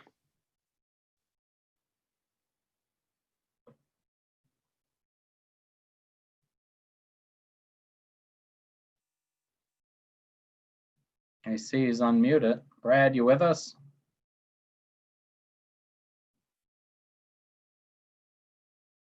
He might be having technical difficulties on his side.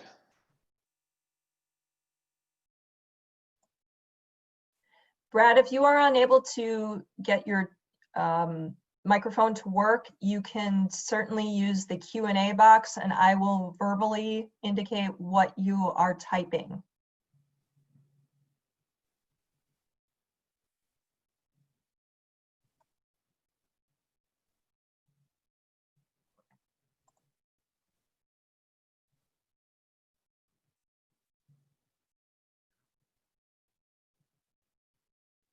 Okay, well, while Brad's working it out, we'll go to Christine. Christine, questions, comments?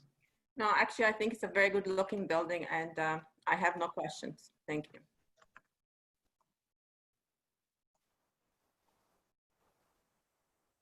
Engineering has none either, Mayor. Oh, thank you, Matt. I was looking at the chat. I got distracted. Something shiny over there, so. Dawn? No, the building looks great, but I have no questions. Okay. Greg? No questions. I agree. It's a really nice building. Chris? I don't have any questions. I just would need to know with this being in my district, I'd make a motion, but I need to know how we need to incorporate the fiber cement board or LP. And there was one other one I thought, or would it be included in the motion that Carrie has up here? I don't see it in the motion, and that's a good point, Chris. I was going to bring that up. Everybody's familiar with the fiber cement. We've approved that in the past. I'm sure I'm familiar with what LP siding is, but without a sample in front of me, I'm not sure. Oh, it was the trash enclosure as well, Yeah. Chris, so we have to address. Yeah.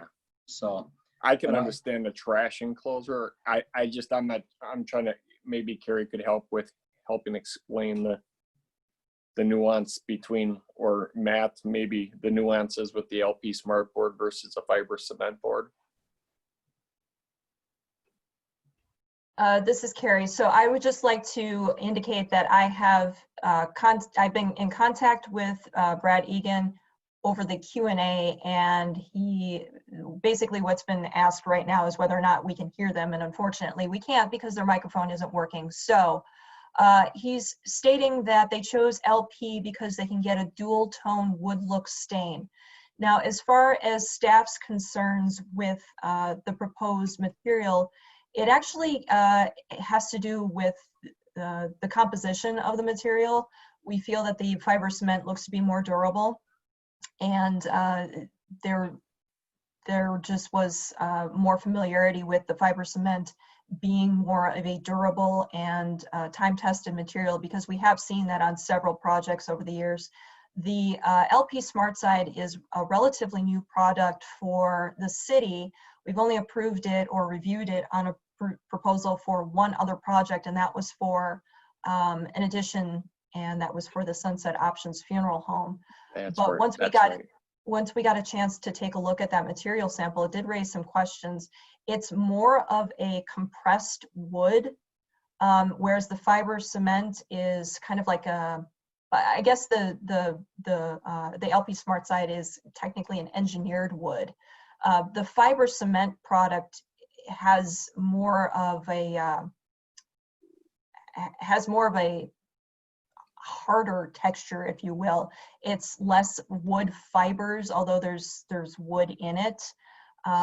Kind of hard to really, I'm not an expert on the materials, but it's kind of hard to kind of distinguish between the two without actually seeing it. But once we did see the materials, we did have a a preference for the fiber cement. Okay. And Carrie, is that in the trash enclosure or is that on the entire, and is this a deal breaker for, what they have to do, for their budget for Brentwood to do one versus the other? I will have Brad answer that, but the fiber cement was offered as an alternative if we did have concerns. I'm not sure exactly how that affects their financials. I apologize, Alderman. What was your second question?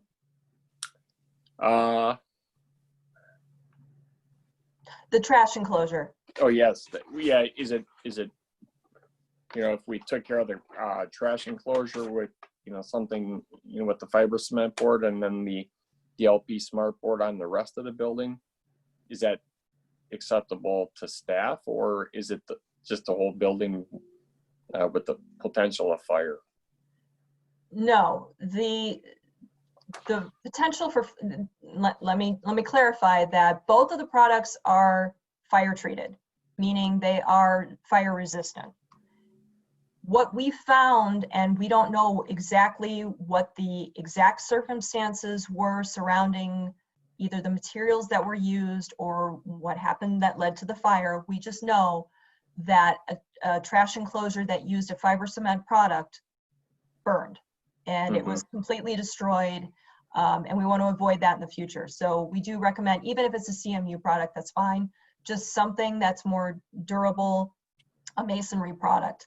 I will say that in that particular instance, the Plan Commission had approved of a masonry enclosure and a fiber cement one was put up, and what came in its place was a masonry enclosure. So I believe that this particular instance was a very eye-opening experience for that owner as well. I am getting a chat from Mr. Egan. He would like to work with staff to better convey the differences between LP and fiber cement. They chose siding at the trash enclosure due to its not being visible but from the street, but they would like to work with staff on that too. Unfortunately, because this is a modification request though, the Plan Commission does have to make a ruling on the use of materials.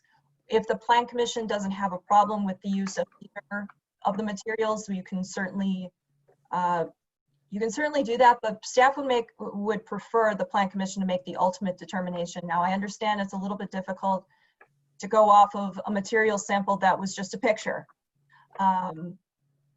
but I would be looking for guidance from the Plan Commission on one, whether or not either of those proposed materials is approved, is acceptable, and two, whether or not the Plan Commission is going to choose one over the other. Okay. Does Mike from the fire department have any concerns on either? Mike Cabey? This is Assistant Chief Mike Cabey with Fire. So in regards to where the trash container would be, with the fire prevention efforts that we would like to instill is if that was a fire resistant material. I can't speak on the previous fire. I was not involved with the investigation of that one, but dumpster fires can be common and they are unprotected. There's no fire suppression systems built into trash enclosures typically. So the construction or the materials used can be subject to high heat and can ignite.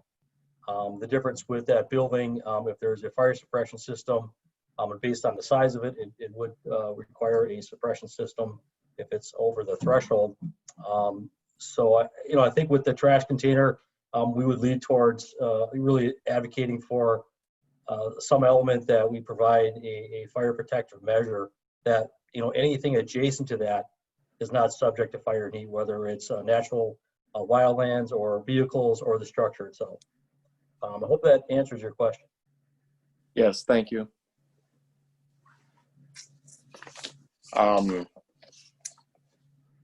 Well, for the time being, that takes care of my questions. Thank you, Carrie. Okay, thanks, Chris. Gets us to Don. Fred. No questions. Chauncey. I do have a question in regards to this LP Smart siding. A quick question for the applicant, which may go to Carrie. So is it correct that this smart siding is on more than 75% of the building?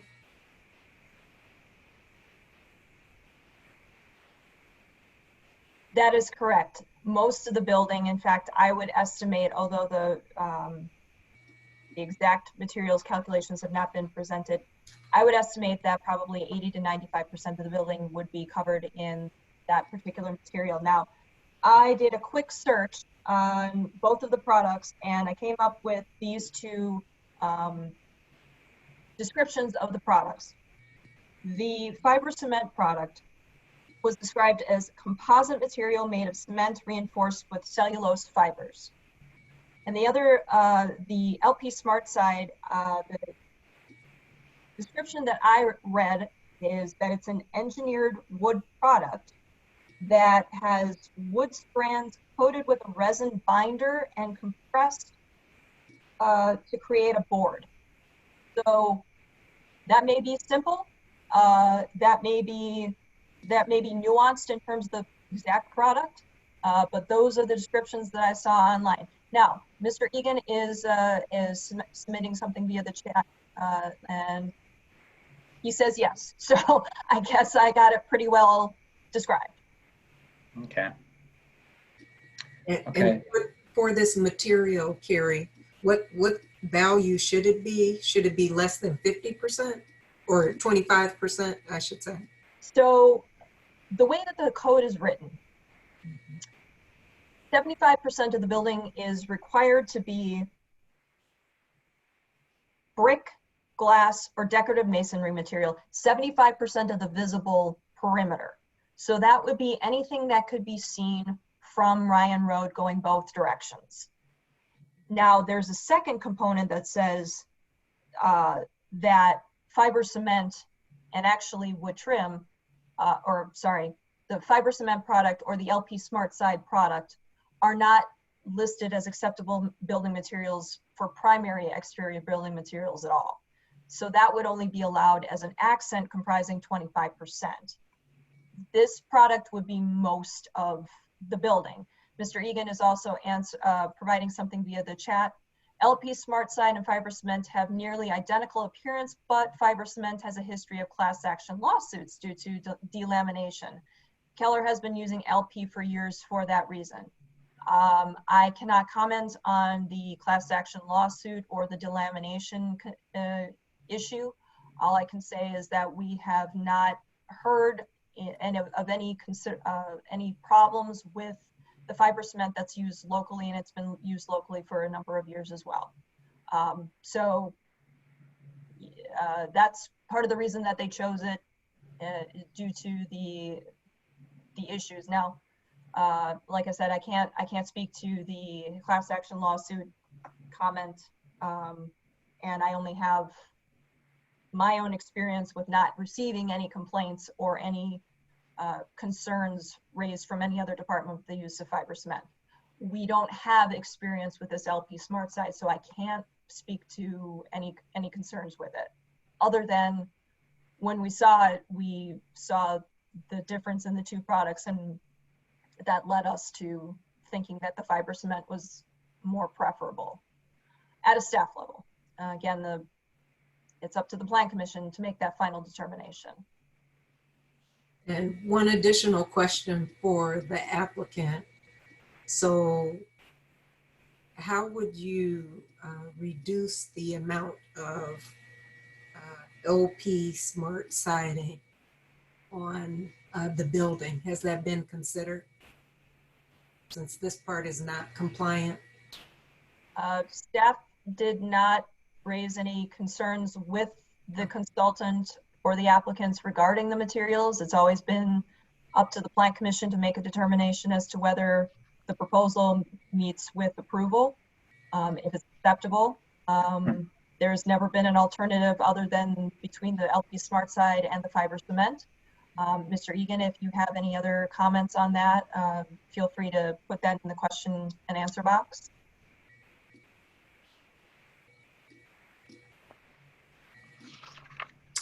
Mr. Mayor, we just, as Carrie alluded to, we did just put this on the Sunset Funeral Home is what they used the same stuff on, Carrie. Is that correct?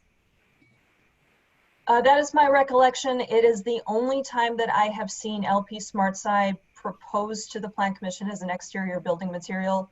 I believe the very first time that in my tenure with the city, that I came into contact with the use of fiber cement was actually for the proposed utility expansion over on Fifth Avenue and American. I believe that project was actually put on hold due to several reasons, but we've seen fiber cement products used throughout the city since. Mr. Egan has provided an answer. We have concentrated the higher end materials, brick, a lot of windows, higher roof, waterfall entry canopy on the street elevation in exchange for the use of lap siding in 3 different colors for the remainder. So that is their rationale for the design of the building, for the request of the modifications for the rest of the building in terms of the materials.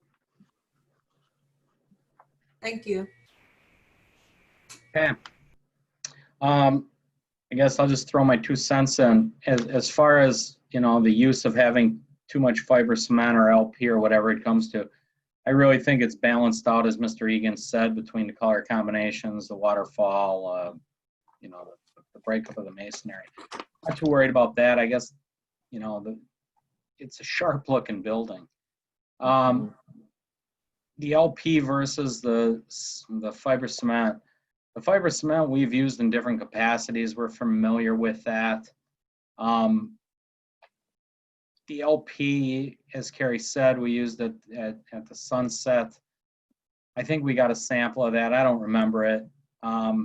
But based on Carrie's definition, and I'm assuming this, it's a wood-based product with a resin. So that resin's either going to be petroleum-based or glue-based. Probably susceptible to burning or smoldering, not that anything isn't, just as masonry would too if it got hot enough, like we experienced with that one fire. But I think Assistant Chief Havey really made a huge point. That dumpster sat squarely in a parking lot. It went to an adjacent car. That was a mess. I think more importantly, the lesson learned there is we spec'd out what it should be and the builder went the other way. And as a city, I don't know what muscle we had, but we probably shouldn't have gave them occupancy till they did it right, or we should have called them on it in some way, shape, or form. So it's important to always get it right in the first place. I guess I lean towards being okay with, as staff would say, with the fiber cement board, just because we've worked with it. I guess the compromise would be, I'd allow it, you know, I wouldn't go full masonry then. I'd allow it also for the trash enclosure, as long as, you know, fire helps spec out, keeping that thing safe as possible. And there's no proof, but I do think it was an Aaron cigarette that started the dumpster fire we experienced about 2 years ago.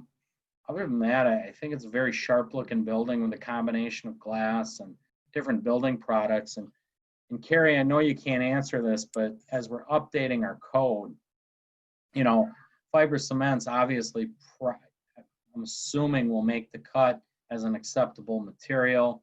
This LP siding will be reviewed as such too, and it may make the cut as well in the next year or two as we redo that. So, you know, the products we're seeing, it's changing so rapidly. You know, they're using this recycled wood too in different applications for decking and things like that.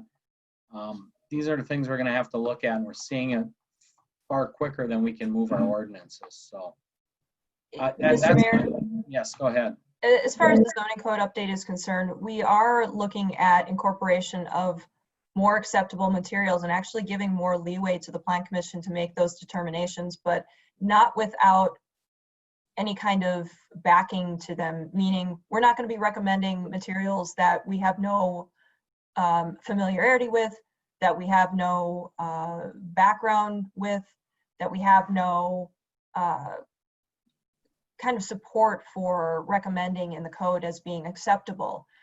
It's not just aesthetic. We're looking at, I believe the terminology is tried and true kind of materials. So while that does allow for some, you know, some changes in technologies, in aesthetics and things like that, that's what we're looking at. Maybe not quite so much as only these particular materials as stated in the code would be acceptable, No, but more understood. like tried and true, like these materials. Understood. You know, it's just, again, as they make advancements in building and things change. So we don't know what it's going to bring, but we are familiar with the cement fiber. So, again, Mr. Mayor. Yes. Mr. Mayor, did you say you agree or didn't agree with the LP, what they're proposing? I don't know enough about it, so I would lean to a product that I know we've used in some capacity, and that is the fiber cement board. And I think with that, I think it would be acceptable for the trash enclosure as well if we we're going to use it on the building. Mr. Mayor, I would actually recommend that we don't use fiber cement on the trash enclosure. That was actually the material that caught fire in the trash enclosure that we mentioned. I understand that. I think the trash started it first, and then it went and it burned without a doubt. It all burned, and they should have never put that on in the first place. I do agree with you. But again, if you guys want to go full masonry on the dumpster enclosure, I don't care. I kind of put it out there as a compromise because they prefer the LP. We prefer the cement board as a staff. Now, I don't know about as a commission, but so I just my 2 cents doesn't make it right or wrong. So other than that, I have no concerns about the building. It's a very sharp building. So this is Christine. I have a question for Carrie or someone else. How about the maintenance for either of those materials? How is the maintenance goes? Is it easier, costly? How is it? I wouldn't know. I don't have any kind of backing for what I'm about to say, to be honest with you, but based on both products and their descriptions, they're supposed to be relatively maintenance free. Okay, I was going to use that approach to see which materials would be more preferable than the other. Yeah, I unfortunately have no direct experience with either one of them, but both of them are advertised as being relatively maintenance free with the durability of the exterior for impact, for dirt and other things to just be able to wash off. You know, they both kind of tout the same I'm not sure what the word I'm looking for is anymore. Mr. Egan is typing to me that LP Smart Siding with Diamond Coat is a 30-year warranty and it's power washable. I have no information as to whether or not the fiber cement is power washable or what the warranty period is on that product. Carrie, we use hardy board plank on a lot of homes in Oak Creek. Which product is most similar to that? That's fiber cement. That's fiber cement. Mm-hmm. That's what I thought. So, you know, and I know it's not in our, you know, our chosen materials, but it exists all over the city because nobody does aluminum siding anymore or vinyl. It's and all keep in mind also that single family residential homes do not have the same masonry requirements that commercial buildings and manufacturing buildings do. Understood, but I think in the past we've actually considered the fiber cement board a masonry product. It's been approved as To help meet fulfilling the requirements percentage. code in the past. Most of the multifamily residential buildings now use that fiber cement board. In fact, the last that we reviewed all included some amount of fiber cement to them. Mr. Egan is typing to me that the LP Smart Side has a similar appearance to Hardy, but some different color options. Okay.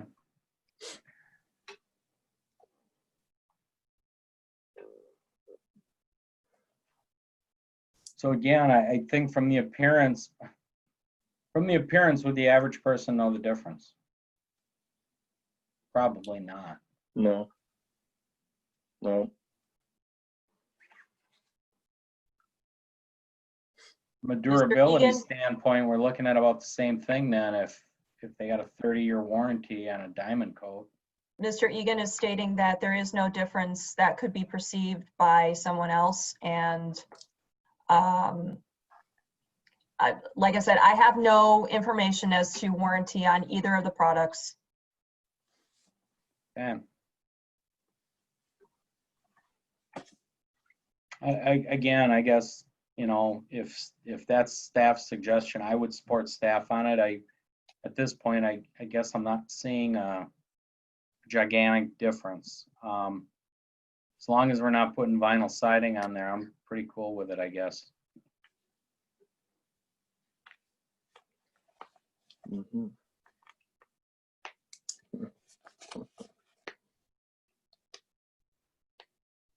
So, what's the opinion of the rest of the commission? Any thoughts or anything like that regarding the siding? Let's start with the siding, and well, give us both your opinion of the trash enclosure and the siding before we move on.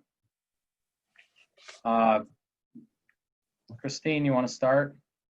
Sure. I guess I'm actually in agreement that the building looks good, so I don't have any issues with it. And finishing, like I was asking Carrie, if the maintenance of it is actually a 30 years warranty and is easy maintenance like power wash or whatever. So, and it looks similar to other materials we have been using around the city. So I have no suggestion not to use it. So I would be good either way.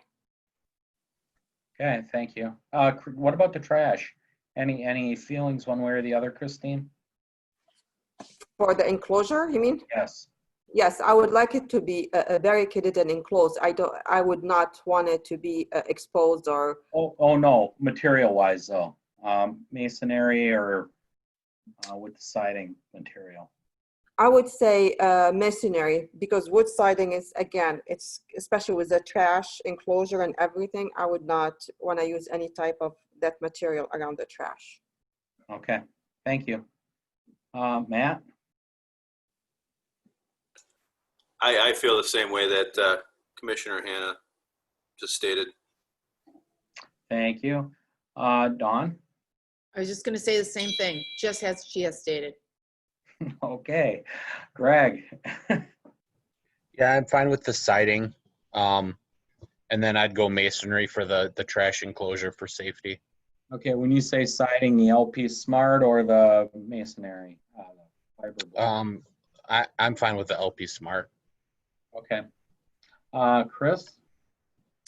Yeah, I was gonna, because we've used the LP on at least one other building, I was gonna at least make a motion if there's enough to support it for the LP Smart siding on the building, but then the concrete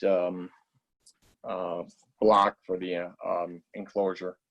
Okay, thank you. Don? Definitely block on the enclosure. I think that's a no-brainer. The siding, there was a lot there. If you force me to pick, I'd say the LP. Okay. Fred? Yeah, I like the LP siding.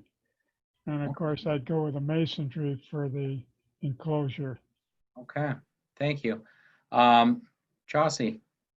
For the trash enclosure, I would also pick the mason material.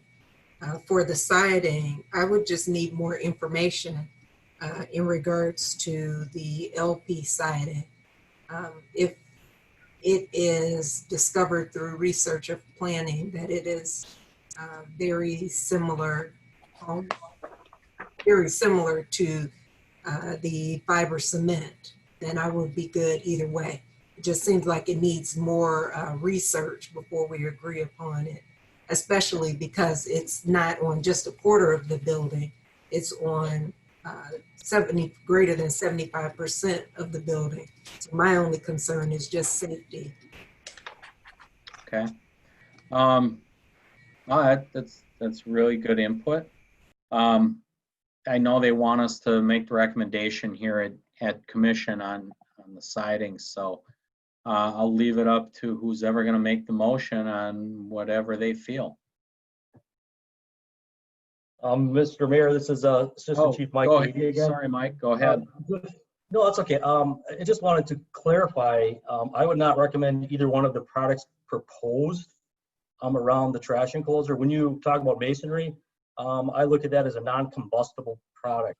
So whether there's a product that's fire resistant or fire retardant, which I believe both of those products may offer that, I think the most fire resistant or non-combustible material is that block, masonry block. So that's kind of where I just don't want to get that confused with what we would advocate for. No, thank you for that clarification. I think commissioners were all pretty much in favor of block. So, okay. Want to try a motion? Sure, I'll try one. Okay, go for it, Chris. Guzikowski makes a motion that the Plan Commission approve site and building plans submitted by Doctors Brad and Brett Osgood, Brentwood Animal Hospital, for the property at 318 West Oakwood Road with the following conditions. One, West that, Ryan Road, not Oakwood Road. Yes, West Ryan Road, thank you. With the following conditions. One, that all relevant code requirements are in effect. Two, that all mechanical equipment, transformers, and utility boxes, ground, building, and rooftop are screened from view. Three, that all required floodplain and green infrastructure approvals are provided to engineering department prior to submission of building permit applications. Four, that all revised site plans, building, landscaping, etc. are submitted in digital format for review for approval by the plant. For approval by the community development department prior to submission of building permit applications. And then five, that the use of LP smart siding for the building and block be Alderman? used for, yes. Alderman, if I can interrupt for a moment. If a 3/4 majority of the Plan Commission approves of the plans as presented, that includes the LP Smart Side, and you don't need to make a specific motion regarding that material. Okay. What I would recommend is, if you want a condition number 5 regarding the trash enclosure, that the trash enclosure shall be comprised of exterior building materials, exterior masonry building materials. As Carrie stated for number 5. Seifert seconds. Roll call. Anna, aye. Sullivan, aye. Grillo, aye. Lorick, aye. Gavich, aye. Guzikowski, aye. Ladani, aye. Seifert, aye.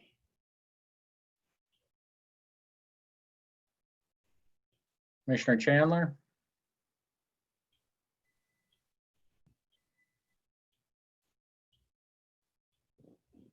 You're on mute. There we go. Chandler, no. Okay. There you go. Motion did carry, Mr. Egan. So continue to work with staff. They'll guide you the rest of the way. I know you can't. Mr. Egan says thank you and will do. Okay. All right.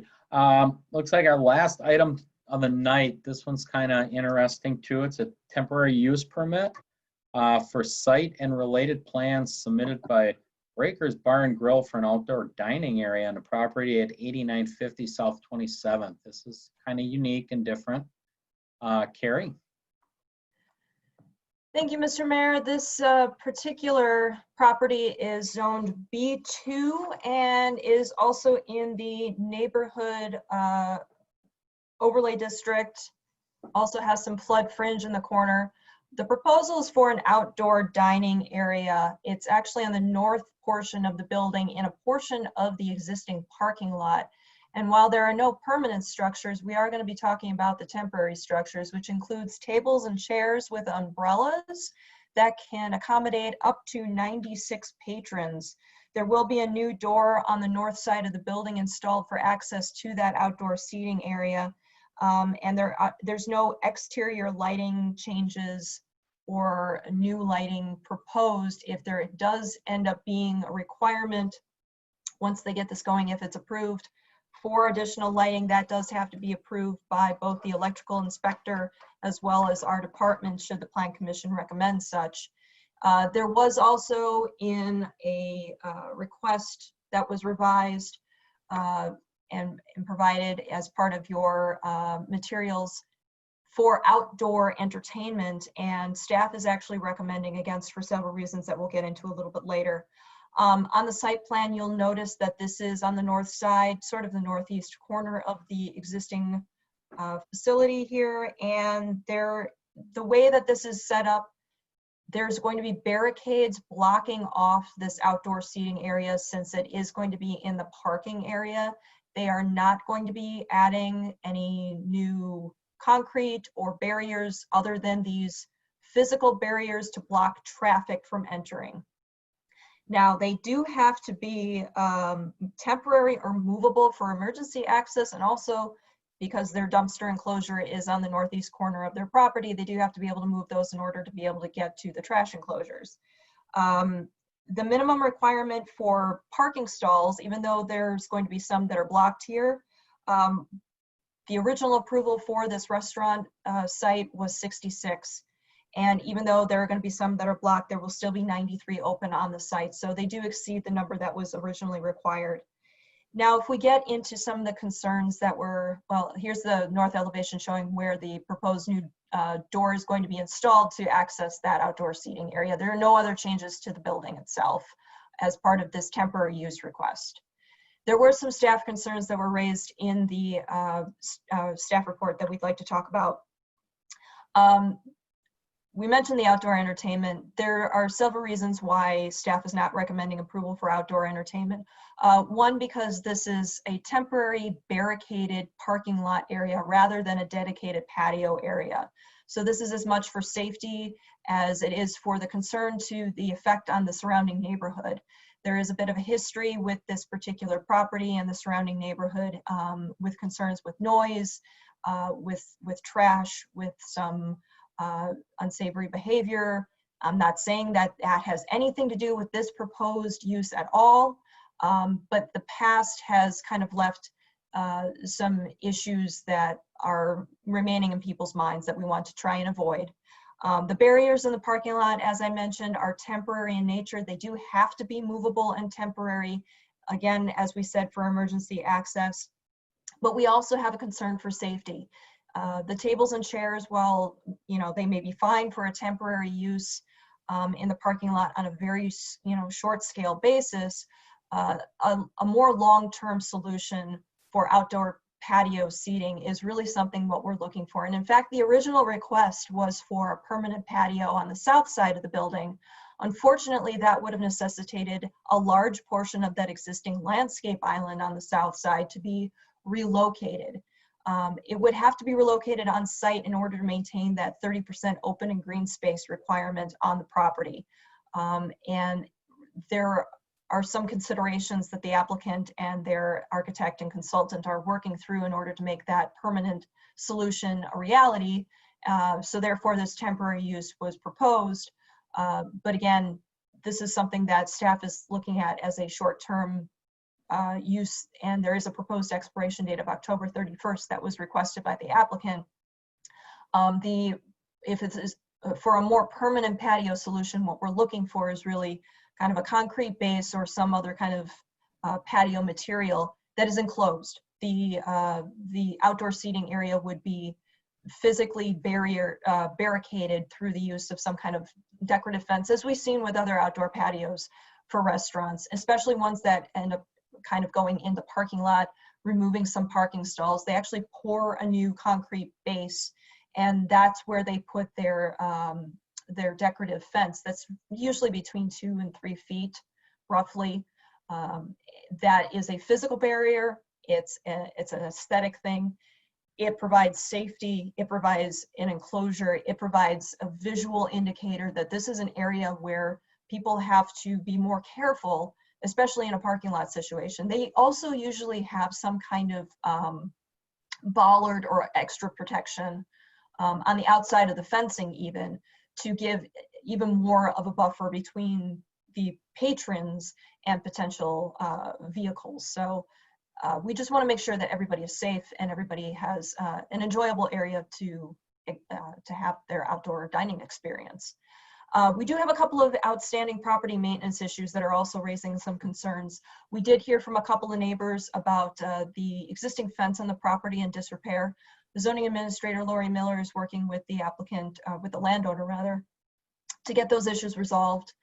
We do also have a screen that was on the roof that was screening some of the RTUs, the rooftop mechanical units, that needs to be repaired or replaced. So there are some issues there that are outstanding.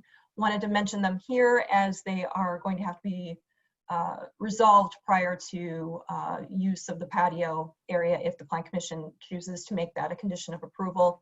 The history of neighborhood conflicts.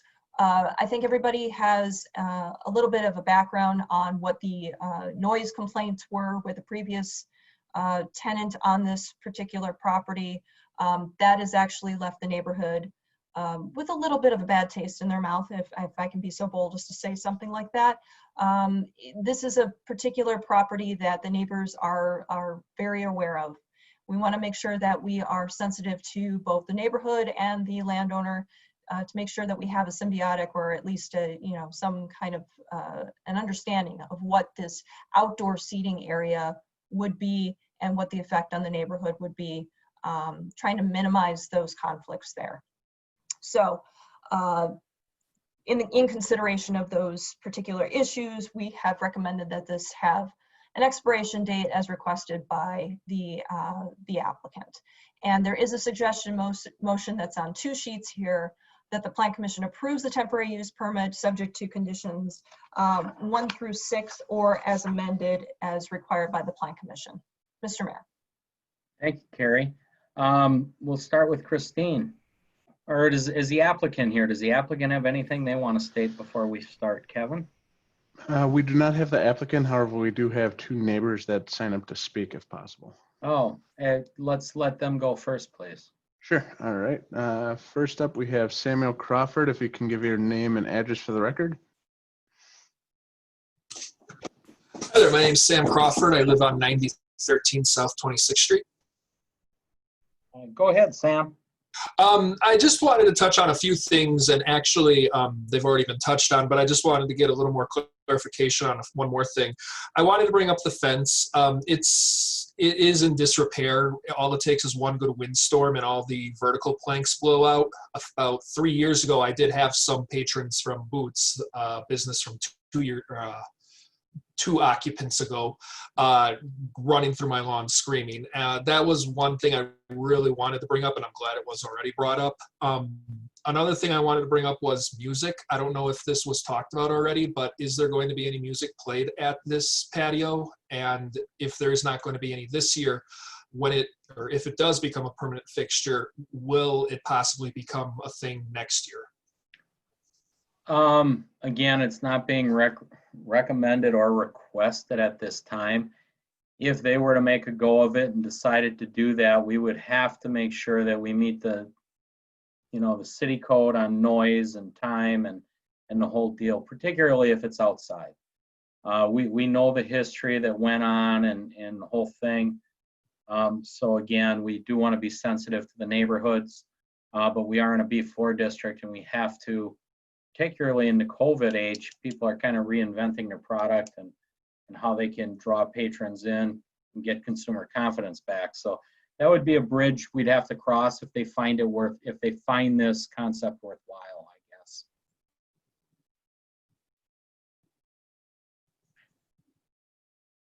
Shoot, was I muted for that? No, I'm okay. Sam, I don't know if that answered your question or not. It did. And then just to make sure I heard correctly, the fence should be fixed before occupancy and customers are allowed to come in? Carrie can touch on that more, but our zoning compliance person, Lori Miller, is aware of it and working on it. The last time I drove by, I noticed that fence was kicked in towards the neighbor's yard and in bad shape. So I would imagine that should be repaired. And Yes, that is an ongoing issue that the zoning administrator is working with the landowner in order to correct. As of Thursday, it had still not been repaired, and we are all very much aware of it, and we are working toward a resolution. All right. That's all I wanted to know. Thank you very much. thanks, Sam. Good night. Next person, please, Kevin. Next, we have Stephen Vieira. Stephen, you should be able to talk. You just have to unmute yourself and then name and address for the record, please. Hi, Stephen Vieira, 8981 South 26th Street. We are the property that literally is dead behind where this new patio will be. And kind of as you guys had talked about, this is something that we lived through Boots. We've lived through, other things that have happened there. And honestly, at least from me and my family, we're dead against the patio there. I understand the whole COVID thing, but they have not been a responsive neighbor. We had so many problems with Boots that just kind of dragged on and on and on. I've been working with Chris Guzikowski since April on getting the fence fixed, and as of today, it's still not fixed. They've been talked to a couple times about it that I've seen in email. And my fear is with this patio, it's just going to lead us down another path like we had with the previous tenant, which is obviously not this person's fault. But another concern is they don't take care of their property. On the east side of their fence, which is adjacent to our property, they don't maintain that property. The grass is probably 5 feet tall. They used to cut the grass when it was the tenant 3 tenants ago. But they let it go. There's trash all over the place. And I just don't think until these problems are resolved, and the fences should really be an easy fix. The boards are just laying right where they fall. That those things should be done before we even think about giving them different, rewarding this property owner with additional use permits. So, and as you mentioned, the screening on the roof, that fell down a year or two ago, and they don't seem to keep up the building. I don't know if there's conflict between or lack of communication between the owner and the tenants, but as you guys mentioned, bad taste. We fought for years. For a lot of you that are on the city council that know me, we fought for years with Boots, and I just don't want to go down that path again. It was designed to be a restaurant, not a bar, not a music venue. So that's kind of what I had to say. So. Okay. Well, thank you, Stephen. You bring up a lot of history there. I can't speak for why the repairs weren't being done. I don't even know who owns the building in particular. I know the last tenant in there when I was there, that was strictly just a restaurant.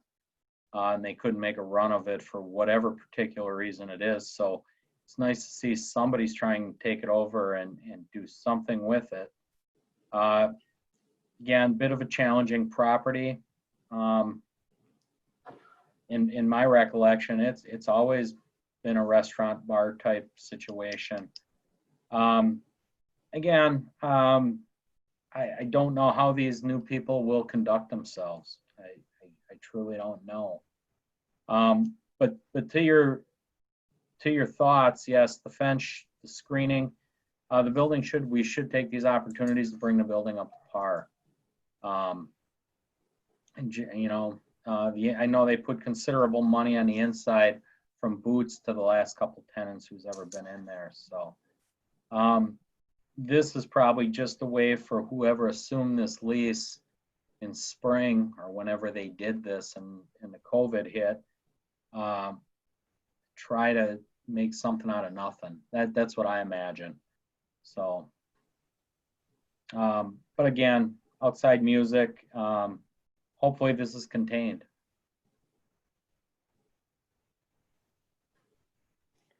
Can I make another comment still? Oh, sure. Yeah, for I sure. guess my other concern would be, obviously being so close. I mean, I want to say we're 75 yards to 100 yards away from this outdoor speaker. Even if there isn't music, as you know, when people overserve themselves, they get loud and obnoxious. Maybe not in July when the air conditioning's on, but September and October when we want to keep our windows open. We don't need, people, getting a little rowdy outside. And I would hope that this tenant would be in much more control of the people outside as previous tenants. And I'll go back several tenants. They were good up until Boots. And then after that, and Agave was fine. But let the bad taste, like you said. So I hope that if this does turn permanent, this is something that can be worked out. So. And again, the whole Boots thing, it was a different business model. I don't know if we have hours of operation on the outside. I don't know, Carrie, does that run with the bar hours? I mean, can we limit when they got to call it quits outside? We don't have anything for previous use because there has been no previous outdoor dining or entertainment requested as part of that property. If you wish to limit the exterior dining area hours of operation, I would suggest. I mean, it gets dark. There's no lighting back there other than. Well, there's parking lot lighting. There's parking lot lighting, but it's really not going to suffice for you. I'd be sitting in the dark here. No. I don't know. Yeah, you're right. There's a couple of lights. Anyways, maybe we should attach hours to it to help the situation. And that would be the least I would ask for because, obviously the noise ordinance is 10 p.m. Yeah. And I think that's a fair ask, Stephen, for sure. Yeah. What goes with our no? Geez, I'm the mayor. I should know this stuff. What time's our noise ordinance? I mean, 10 p.m. for what I remember. So. And thank you, Steve. Yeah, I mean, I could send it to you if you'd like, because I have a copy. No, I mean, we could limit it and say, 10 p.m. You're done on the outside. I think it's 11 o'clock. I think it's 11. Okay. I mean, we can clarify that.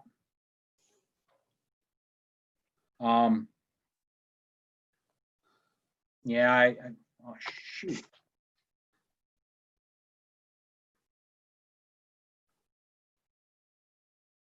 I thought I got lost. Can you guys still hear me? I hit the computer. I can hear you. Oh, okay. It's 10 p.m. to 8 a.m. I'm looking at it right here. No one in the city can create or maintain loud noise that is prolonged or unusually loud. Some noises that are restricted are from the hours of 10 p.m. to 8 a.m. So it's 10 p.m. I mean, I think that would be a fair start. I know the applicant's not here to represent it, but I think that's a pretty fair compromise with the neighborhood. Chris, it's your district. Your thoughts?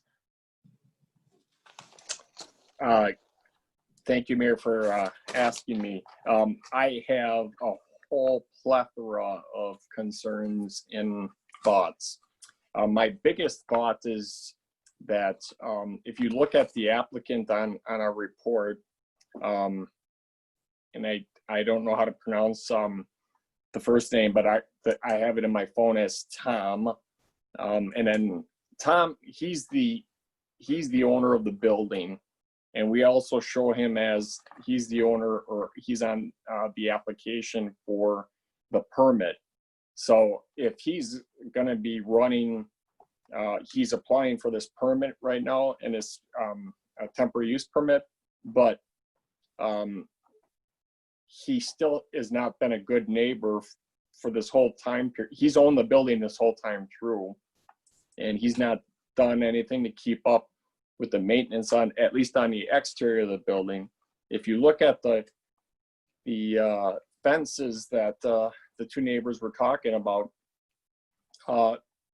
there's parts of the fences that are down, but that's not even half the battle. In between the fence and there's a property line that's between the fence and the property line. There's weeds and grass and trash that no one's taking care of. But in the meantime, the neighbors on the other side of the street have to look at it. And that's kind of the frustrating part, is it's just getting overlooked. And that I don't think that that's fair to the neighbors. I really want to see this succeed, but again, I don't think we're being fair to the neighbors when we look at this as a whole. They never, Breakers Bar and Grill never reached out to me to talk about any of the concerns I had, because I would have shared this with them before tonight. I'm disappointed they're not here to hear them tonight. The fence, the issues that continue to happen, I would have thought that they would have gotten better, but it just hasn't. The property maintenance is really what is bothering me, and I think most of the neighbors. So that's where I want to see how do we correct this for, you know, going forward. And if I know I understand your point, Chris, and I guess this question's to Carrie. Carrie, can we add conditions? You know, obviously that the noise ordinance, violation of repeated noise ordinance between 10 p.m. and 8 p.m. will automatically revoke the temporary use. And also, they can't even start this thing until the fence is repaired. And lawn maintenance, lack of lawn maintenance or whatever on the east side, however we want to wordsmith it, will also revoke the temporary use permit. Can we do that as a what I'm doing is crafting some conditions of approval. I don't know that we can put revocation language in the motion itself, but certainly if it is determined and proven that the conditions of approval are not being adhered to, we would, at a staff level, look at all options, including whether or not the temporary use permit is invalidated. Okay. Yeah, I'd like to, you know, for lack of a better word, leverage that to get some compliance from the owner on particularly the fence issue, include the garbage issue, pickup, not the trucks, but, you know, if there's litter in the area, you know, maintaining that east side of the fence, maintaining the fence, and also the 10 p.m. the 8 a.m. noise. And, you know, and if we get, you know, if they keep violating and our zoning officer deems it a nuisance on any of those three, that the temporary use would be revoked. You know, but again, you just, to your point, Mayor, earlier with COVID, people are trying to reinvent themselves. So yeah, you want to see this property make a go of itself, but they also have to take care of themselves by being a good neighbor and taking care of their own property for the other neighbors. Yeah, I wholeheartly agree. I have a Dawn? comment too. Couple of things. We were good, you know, we loved agave and we wanted it to succeed. Now they had nothing to do with the fence, I assume. One is the renter. But I am looking for the idea of outdoor seating, additional outdoor seating in the city of Oak Creek is a great idea. I, with COVID, don't go inside. I try not to, you know, eat inside. So I am in full support of that and hoping that will help them make this come through. You know, being a resident of the town square, Cubanitas has music outside, Pizza Man has music outside, and they're right next to each other, and I can't hear it, you know, a few floors up. So I think there's a way to do it tastefully where there can be music outside and the neighbors don't even need to hear it at all, especially if there's a fence. But the one concern that I have is the safety. You know, having to run the farmer's market, you know, the police and fire have asked me to put cars to block entrances, that barricades aren't enough in case somebody, you know, takes a wrong turn or hits the gas instead of the brake. So I think that they should, you know, make that area smaller if they're worried about the trash enclosure in the back, but rent something, you know, there's big barricades that they fill with water that they could rent, you know, until October to make that area more secure. I thought they were going to put down the concrete Jersey barriers. Am I mistaken? No, she said that they have to be removable so they can get the garbage out. So that could not be concrete. But concrete would be good if they rented those and put those in place. Yeah. Smaller footprint I to get make it. that it's safe. Parking an employee's car there is very good suggestion. So, on top of whatever barriers they come up with. Right, right. Did I miss it? Are we saying our comments about this, or are we just? Oh, no, you can jump right in, Christine. This is kind of a out loud session here. Okay, so I had a couple comments, especially with the working hours. What are the working hours for this outside restaurant? Well, that's what we discussed, and they would have to, I don't know what time they're opening, but they'd have to shut the outside down by 10 p.m. just to match our noise ordinance. Which the reason why I'm asking next, if they're gonna do outdoor seating in the parking area, that means they're gonna be needing lighting. So what type of lighting are they gonna be needing outside, and what kind of connections? Well, that's the whole thing. They won't have any light other than the existing parking lot lighting. And then we have non-concrete barriers. See, this is something, it's not safe now. Carrie, what are the proposed barriers going to be? That's not actually been Discussed, has it? well.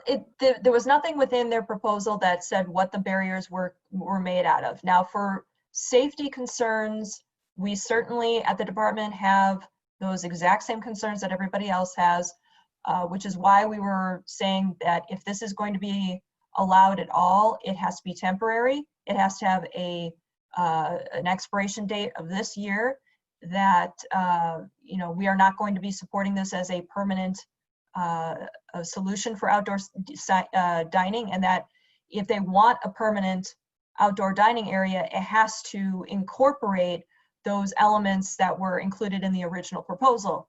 So that would include a fenced-in area with access gates to a sidewalk rather than in the parking lot itself. Now, another safety factor, though, those barriers have to be movable in order for emergency services to access that area. Correct. So that's why the concrete barriers are not going to be an allowed thing, because then that blocks access for both the fire department and for, if need be, the police department to access that particular area.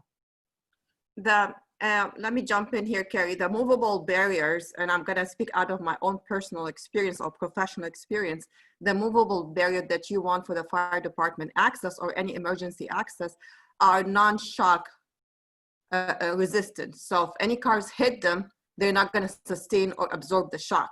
So they will hurt, or they're going to move towards the customers. Those are just used to create barriers for people on the road to know where the actual lane is. At least that's what I can envision from the barriers you're talking about. Not like concrete barriers where actually if they get hit, they push back on the vehicle to go back on the road. So Dan, are we literally? Yeah, you know what? I don't know, Chris. I got out of order here. You can go in order if you want. Otherwise, I'll jump in. Yeah, go ahead, Don. I forgot which way I was going to tell you the story. All right. I'm really not concerned with the specifics because it's a pet peeve of mine that somebody, and then with a controversial proposal like this, doesn't even bother to show up, whether it's the owner or the business owner, to at least, give their take, defend themselves. I'm not too worried about the specifics. Take care of the stuff that's been issues for months pre-COVID, then come back with this. I understand the COVID thing. This is, there's nothing worse than a bad neighbor. Nothing worse than a bad neighbor. Until they fix that stuff that was an issue before this, then come here. That's the way I feel about it. And if they want to show up next time and at least give their side of the story, I'd love to hear it. Maybe they've reached out to staff for a reason why they're not here. Without them here, I can't see how I could ever even support this. That's my 2 cents. I agree. I think it's good to hear from the neighbors, the noise, the issues. They do have tons to work on here. Assistant Chief Havey, were you going to say something? I seen you pop on. Sure, I can answer to emergency access because the way that structure has, there's 3 points of entry. And I'm going to label a building, I call it the A side, B side, C side. So that's just the orientation in the fire service. So that front entrance is considered the A side. The B side would be that side door. There's a rear door in the back. With the reach of our hoses and how our tactical operations would be deployed, we need access to any access points depending on where the fire is located if we need to make entry. So that's why we would not advocate for any permanent barriers that can impede our access into the building. That building was designed with that parking lot, so we had access around it. This could be an alteration, but right now it's not permanent. I haven't seen the barricades for what they're proposing to use, so I can't speak on that safety provision that was mentioned. But for emergency access, it's for us to gain entry in for tactical priorities. Gotcha, Mike. Thank you. Boy, I forgot. Greg, did I omit you? So thank you, Mayor. I guess my take is pretty much the same as everybody else's, or a little bit of everybody else's take. Originally, when I saw the proposal, I thought this is a great thing. More outdoor seating, a new experience in Oak Creek. That we should just move full forward with this thing. After hearing the neighbors and a little bit more of the history, I do think that there needs to be some thought in it. I do realize that it's temporary, and that's really the only way that I'd currently support it, is that it's temporary. Have it be used as kind of a trial period.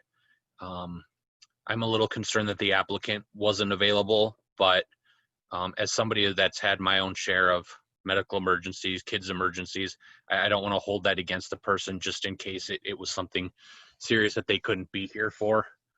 I also don't want to hold, not sure if the person running the restaurant is a renter versus the actual owner of the property. I don't want to hold history from a previous tenant against somebody else that's trying to make a go of the business. I'm glad to see that it looks like all outdoor seating. There's not a proposed bar or anything outside. I think that would raise concerns as far as noise levels and things outside. I'm not too concerned with the barriers. I guess I would hope that that gets looked at, and the fact that they're movable, I mean, they could still be heavy. They would just need some type of mechanism to move them, I guess. But the way I look at it currently is I could be supportive of this, being that it's a temporary permit and there's an expiration point. So this would definitely be a very stringent trial period to see how they do. And if they turn out to be a great neighbor in that short time, then this is something that I would continue to support on a more permanent basis if they can prove that. So that's just my 2 cents. Okay, thank you, Greg. Matt, anything from engineering? Nothing from engineering's point other than some of the, the concerns with the barricades, but understanding it's temporary, we'll have to make some concessions there. But, I have to echo a lot of the concerns with being part of the issues with boots and things along those lines. Not only are they not maintaining their property, they have, talking with our zoning administrator, they've had talks with,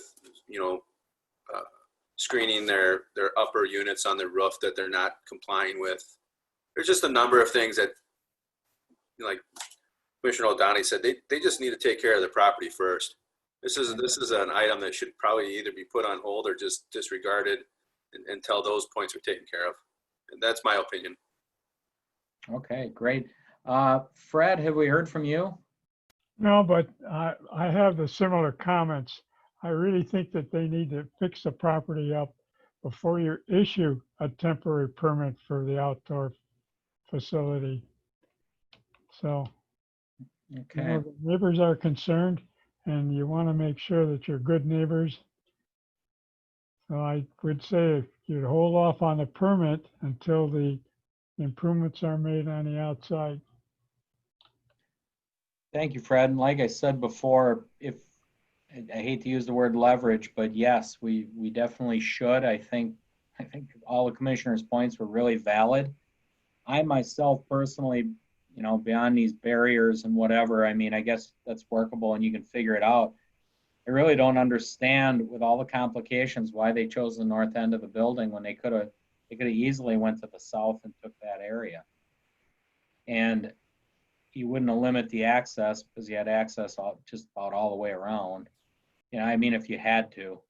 But again, I'm in full support with all of you. I think you all had very good points whatsoever. And again, as Alderman Lorick said, I don't want to hold it against them if they had a legit emergency, but given the history of this property, particularly the owner, should have been here. I can understand the tenant not knowing any better, but the owner has been in the thick of this for a long time. He should have been here. So, Mr. Mayor, yes. I can provide a little bit of information with regard to the questions that have been raised.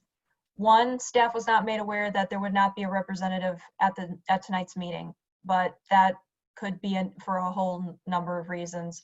Two, the reason that they did not pursue the south was because of the issues regarding the 30% open space and having to relocate somewhere on site that landscaping that would be removed in order to accommodate that south patio area. That's not to say that they wouldn't be pursuing it as a permanent solution in the future, but they wanted to be able to have an outdoor seating area as part of this season, shall we say. So they were looking for a temporary use. This was kind of a compromise that was agreed to by staff.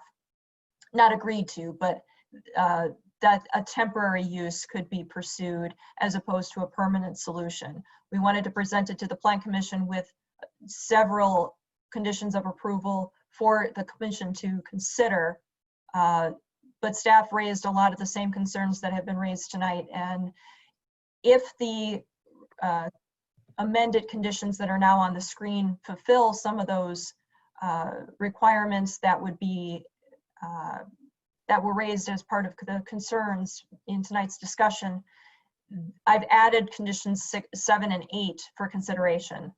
Of course, you would always make a motion in the affirmative, and if you do not agree with the proposed use, or if you would like to amend the motions, the conditions of approval in the suggested motion, we could certainly do that. But if you wish to deny the temporary use outright, then you would make the motion in the affirmative and vote against. Thank you, Carrie. Does everybody have a chance to look at the suggested motions that are added? And those are items 7 and 8. If everybody please take a look.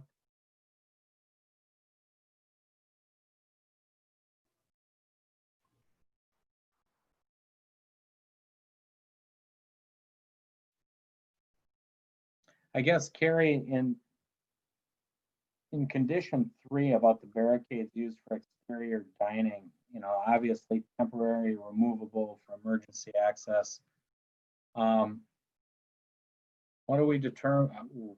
What's the safety factor in that? Does police and fire protective services determine that? Does planning do it? Inspections? As far as what barriers would be considered temporary and movable for emergency access, we would rely heavily on the expertise of the fire department and the police department for input on a proposed barricade. I mean, would we have to word that these would have to be acceptable upon approval of fire, police? We can add something to that effect. Temporary, that all barricades used for the exterior dining area be temporary and movable for emergency access as approved by the Department of Community Development in conjunction with protective services. With protective services, with the police and fire department, however you want to word it. Mayor, this is Assistant Chief Mike. Yes, go ahead. Go ahead, Assistant Chief. Their layout of their barricades, I think their configuration could be modified to allow us access. I'm just not certain of their intent of the space they need to use, because on the map, it's just that parking lot on the north side. I think there's a configuration where, they could still provide, and a safety factor, the barricades, which I'm not certain of. So where their barricades on the north side, I don't know how far their outdoor seating is extended to. It just says no vehicle traffic. And on the east side, if those barricades were more confined to their space that they want to close off, I guess. You mean move north? The barricades on the far north side and on the far east side, they could align those to give the exterior lanes access for emergency vehicles. Why they chose this configuration, I think that could be modified depending on their intent. And again, I think they could work with staff if the commission deemed it that way. Staff would not feel comfortable with just coming up with that kind of a solution without it coming back to the Plan Commission for final approval. Okay. That there's too much going on here, and there are too many concerns that have been raised tonight for staff to feel comfortable in doing that without Plan Commission approval. Tonight, quick question to Dan or Carrie. Oh, go ahead, Don. So I guess the one thing we're talking about, two different groups here: the business owner, the property owner. Who actually submitted this proposal? The property owner submitted the application. However, I have been corresponding with the architect consultant for the operator of the restaurant. So who would be responsible for all these conditions that we were talking about in there? Ultimately, the responsibility for the property is with the landowner, but that responsibility also is for the tenant. Yeah, it's right. Just that if there was a violation that was issued, it would be to the landowner. This is way too convoluted. The two of them need to get together and get their act together, and that's what I say about that. I would agree. I think we got to go back to them and tell them the concerns we have, and they have to figure it out. I mean, if they're going to change the configuration of the barriers, that architect's got to have an idea what's acceptable to us through police and fire. Now, we would obviously work with the operator because they're the ones who are going to be, they're going to be the ones that are setting this up. We would work directly with them as we have been on the application itself. But again, ultimately, the responsibility for the property and the maintenance of it, the upkeep of it, making sure that their tenants are doing what they're supposed to. Ultimately, the final responsibility is with the landowner. We just try and make sure that everybody has an opportunity to resolve these issues before we go with a violation. And one quick question, by putting that in the conditions of approval, if this were to move forward at this meeting, they need to figure that out anyways before they can get occupancy. Is that correct? That's correct, except here's where I struggled with this particular condition of approval for consideration. I'm not entirely certain what the occupancy requirement is for throwing tables and chairs into a parking lot. I'm not sure there would be an occupancy permit for that part. I cannot, at least I'm not sure what the authority would be for tying this to an occupancy permit for the building, which they may have already received. Okay. Because keep in mind the interior renovations that they're going through, that's a separate process from this temporary use request.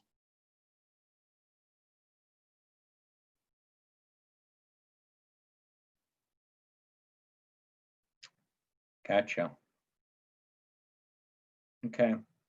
Honestly, it would have been a lot simpler had they just gone forward with the original proposal on the south side and just found some place to put the extra landscaping. But unfortunately, we are in a temporary use situation right now.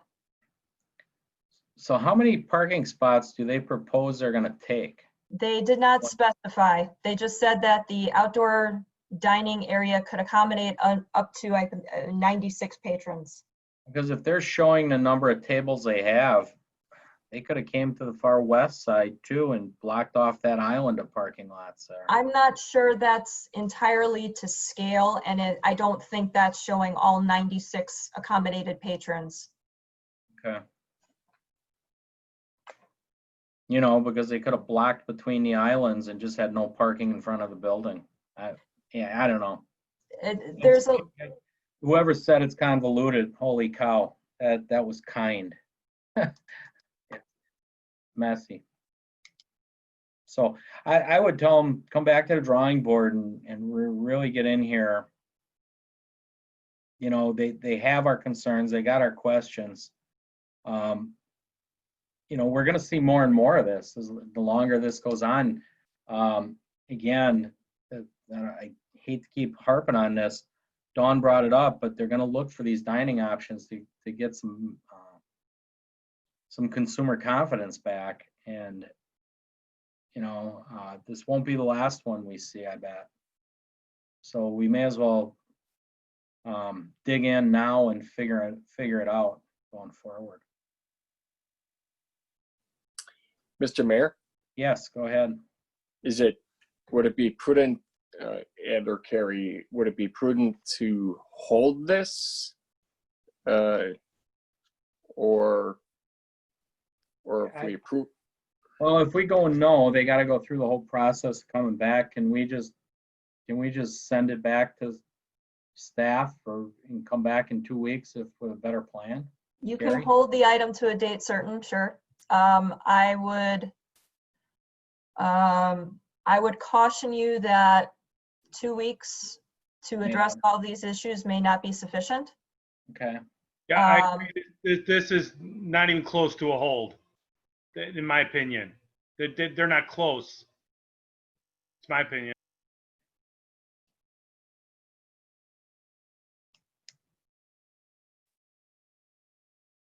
If I can make a suggestion here, I think we should make a motion on this and they can come back for an appeal after they address all the issues. So that's another way of doing it. Okay, you want to make the motion, Christine? Yes, I can do. Carrie, do you want to bring it up on the screen again? Okay, so Hannah motioned that the Plan Commission approves the temporary use permit for an outdoor dining area on the north side of the existing building within a portion of the existing parking lot on the property at 8950 South 27th Street with the following condition. 1, that all relevant code requirements remain in effect. 2, there shall be no outdoor entertainment or exterior speaker systems. 3, that all barricades used for the exterior dining area be temporary and immovable for emergency access. 4, plans for any exterior lighting, permanent or temporary, for the outdoor dining area shall be submitted for review and approval by the electrical inspector and Department of Community Development prior to the submission of permit applications. 5, that the final plans, site, patio, landscaping, etc., are submitted in digital format to the Department of Community Development prior to the submission of permit applications. 6, that the temporary use permit shall expire October 31st of 2020.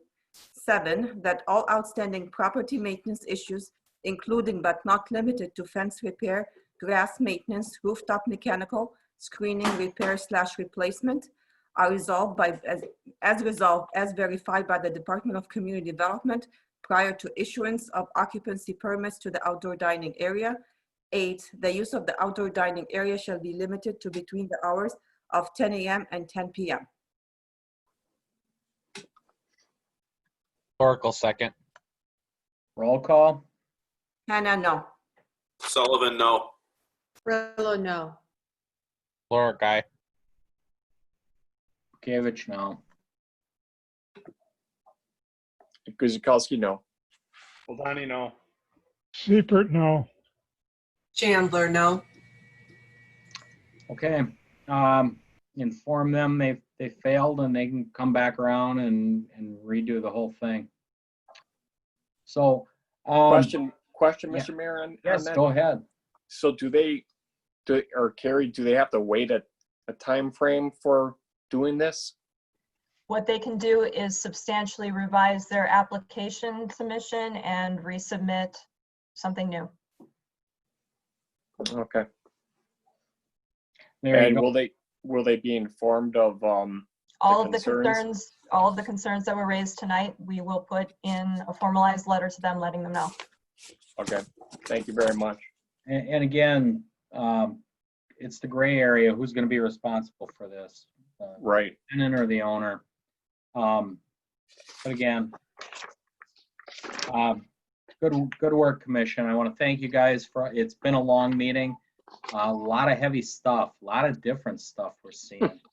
And it seems to all fall in one night, but very good job. Great discussion from everybody. Before we go, Dawn, you just want to fill us in? We're in what are we, the second half of the farmer's market here?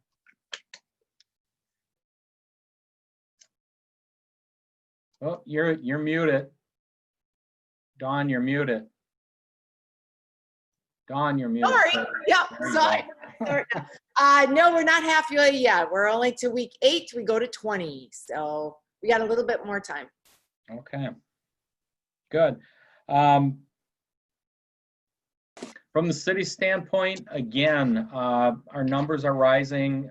We want to be part of stamping out the curve. So whether you believe in it or not, wear a mask, if not for yourself, for the respect of others.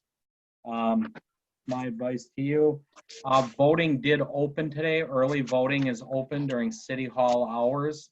Again, please maintain your social distancing. Use the hand sanitizer provided at City Hall.